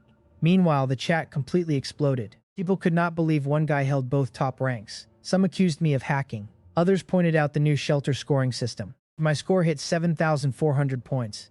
Others barely broke a few hundred. I popped open my reward box. 2 glowing orbs dropped blue and pink. I had never seen pink before. My eyes locked on. The blue orb held an out-of-bounds charm. Single-use, excellent quality tier. It drops a decoy trap and gives me 10 seconds of total damage immunity. Weird mechanic, but clearly a life-saving panic button. The pink orb was something else entirely. A small jade flask called Cloud Jade Crystallization. Rare tier the grade right above excellent. First time I had seen an item this high. Inside sat 10 tiny crystals swirling with liquid energy. The description said consuming them triggers a massive power spike. But it carried a warning. Anyone below elite level risked death from the overwhelming energy overload. So I uncorked the flask. A terrifying aura instantly leaked out, like a mythical beast was sealed inside. Every instinct screamed at me to drink one. But the warning was absolute, and I knew better than to ignore warnings in this world. I was barely 40% toward the advanced tier. Elite was miles away. I sealed the crystals back up. They could wait or maybe go to Black Shield, since he already hit elite level. The real reason I topped the combat power leaderboard was not my personal strength. It was because my 3 guards count toward my overall power. Some other survivors probably found better enhancement tools than my frost marrow liquid, but nobody else had an elite level shield guard plus 2 advanced warriors fighting for them. I checked on Black Shield standing guard, sighing with pure relief. Delaying his crafting by even 1 day would have cost me first place completely. Second place on both lists went to Yi Jun again, the exact same guy breathing down my neck since the very first ranking. His shelter points sat at 7,250, just a 150-point gap. Uncomfortably close. Somewhere on his island, Yi Jun was definitely glaring at my name on screen, surrounded by his tame monsters, the massive war dog, and now a giant brown bear with razor-sharp fangs. He had upgraded his treehouse to level 6 too, and he already ordered everyone he knew to dig up dirt on me. I really didn't care. Picked up a fur pillow from the market, tossed it down, and just crashed. Next morning, I had to plant those vegetable seeds I traded for. That meant sourcing some more fertile black soil. The Wang Wei Lin connected me directly to sellers now. No middlemen delays, just contact drops so I could negotiate myself. The black soil seller, a skinny guy named Chun Wang Hai, replied super enthusiastically. Then he tried jacking up the price, rambling about how rare this soil was and how he regretted selling his last batch. I cut him off instantly. 2 units of quality meat and 3 basic fruits per soil unit. Take it or leave it. He agreed instantly, then tacked on one minor request. Did he really expect me to just hand over the first place reward details? Or explain how I topped both rankings so easily? I stared at his message for a while, swiped back and forth across his profile picture and that supposedly cunning face. A guy in his 30s trying to trade a handful of dirt for my biggest secrets. I blocked him instantly. I wasn't desperate for his dirt, and I definitely lacked the patience for idiots who think they can fish for sensitive intel using cheap flattery and a pathetic little request. After dealing with that fool, I reached out to the next seller, a woman named Wen Xiu. Her profile gave off a calm, sensible vibe. She had something called plant growth substance, incredibly high quality too. To pour it out, and the soil quality spikes instantly. It accelerates plant growth by 5 whole days. It looks like rich black soil, but it's crafted entirely from monster materials and other resources. She asked for 2 units of good meat per liter, then pitched an actual partnership instead of a simple sale. Here was her deal. I supply the monster materials, and she provides the growth substance at half price to cover her labor. I rejected it immediately. Hunting monsters to feed her raw materials meant risking my neck. The risk-to-reward ratio was absolutely terrible, plus I desperately needed monster parts for myself. She stayed quiet for a bit, then returned with a totally different offer. She would supply me with regular plant growth substance entirely for free. That caught my attention so fast I almost fell backward out of my chair. Her terms were straightforward. Every 5 days, she delivers a batch of growth substance. In return, I give her 20 units of high-grade monster materials, including bone items like fangs and claws. So we started haggling over the amount. She opened with 5 bottles, while I pushed hard for 10. After some quick back and forth, we settled on 8 bottles every 5 days for 20 material units. Such an easy deal. I still had a surplus of night lizard and swift fox materials anyway. And with Black Shield on my team, hunting advanced monsters was practically a joke now. 1 single kill every 5 days was more than enough to cover the cost. The Wenshu had her own angle though. She tamed a black cat using a beast taming scroll, small but deadly, capable of piercing through advanced level monster hides. She used to scout for monster materials herself, but that whole process was just way too dangerous for both her and her pet. Relying on me to supply the raw materials meant she could safely scale up her production. My 20 units would let her craft 80 bottles. That keeps her business running smoothly, while she focuses entirely on growing and expanding her operations. A clean win-win deal. I really liked her style: direct, practical, and zero manipulation. As long as Wenshu is happy, I'm happy too. I grabbed 2 bottles of growth substance to start, trading her 5 monster material units. Then we agreed to settle the remaining amount in just 2 days. I poured 1 bottle around the clear sage tree after harvesting all 78 of its leaves. The thick yellowish liquid seeped into the ground instantly, turning the dirt gold. The second bottle went straight to the star pattern thorns. I could feel their joy through our mental link the second those nutrients hit. Then, I planted the 3 new seed types I just got from Huoqi Shui. A green vine gourd, spring greens, and dragon whisker fruit. Basic level crops. Nothing special, just ordinary free food like what we had back on Earth. I dug a few spots, scattered the seeds, so covered them up, and watered them well. Very simple farming. By 11 o'clock I was fully geared up, heading out with my 3 guards. We took the mountain path past the valley, squeezed through an extremely narrow cliff pass, and pushed hard toward the sprawling forest ahead. This was the western entrance, the unexplored zone just above my shelter. Black Shield took the lead. The dense woods eventually thinned into an open area with scattered trees, tall dry grass, and stray rocks. And I spotted something weird near the grass edge: bright crimson blood. I crouched down and examined the trail very carefully. Scattered drops and smears led me across that open space. A massive bloodstain on a large rock revealed a wide paw print way bigger than a wolf, a lion, or even a tiger. I sent Yinling and Shuling to scout, while Black Shield stayed right beside me. The Yinling came back first. She found more tracks and blood, heading toward the forest at 10 o'clock. Something huge took a massive hit here, then fled into the trees. But there were zero signs of a struggle in this open space. So strange. Injured or not, a beast that size is incredibly dangerous. But with Black Shield on my team, I think my odds are pretty damn good. So we tracked the blood into the forest. We hadn't gone far when a deafening roar echoed through the trees. It was close. Black Shield immediately charged right toward it. So we carefully crawled forward until we found cover behind some rocks, on a sandy hillside located just behind the mountain where I built my shelter. And from there I finally saw the exact thing making all that noise.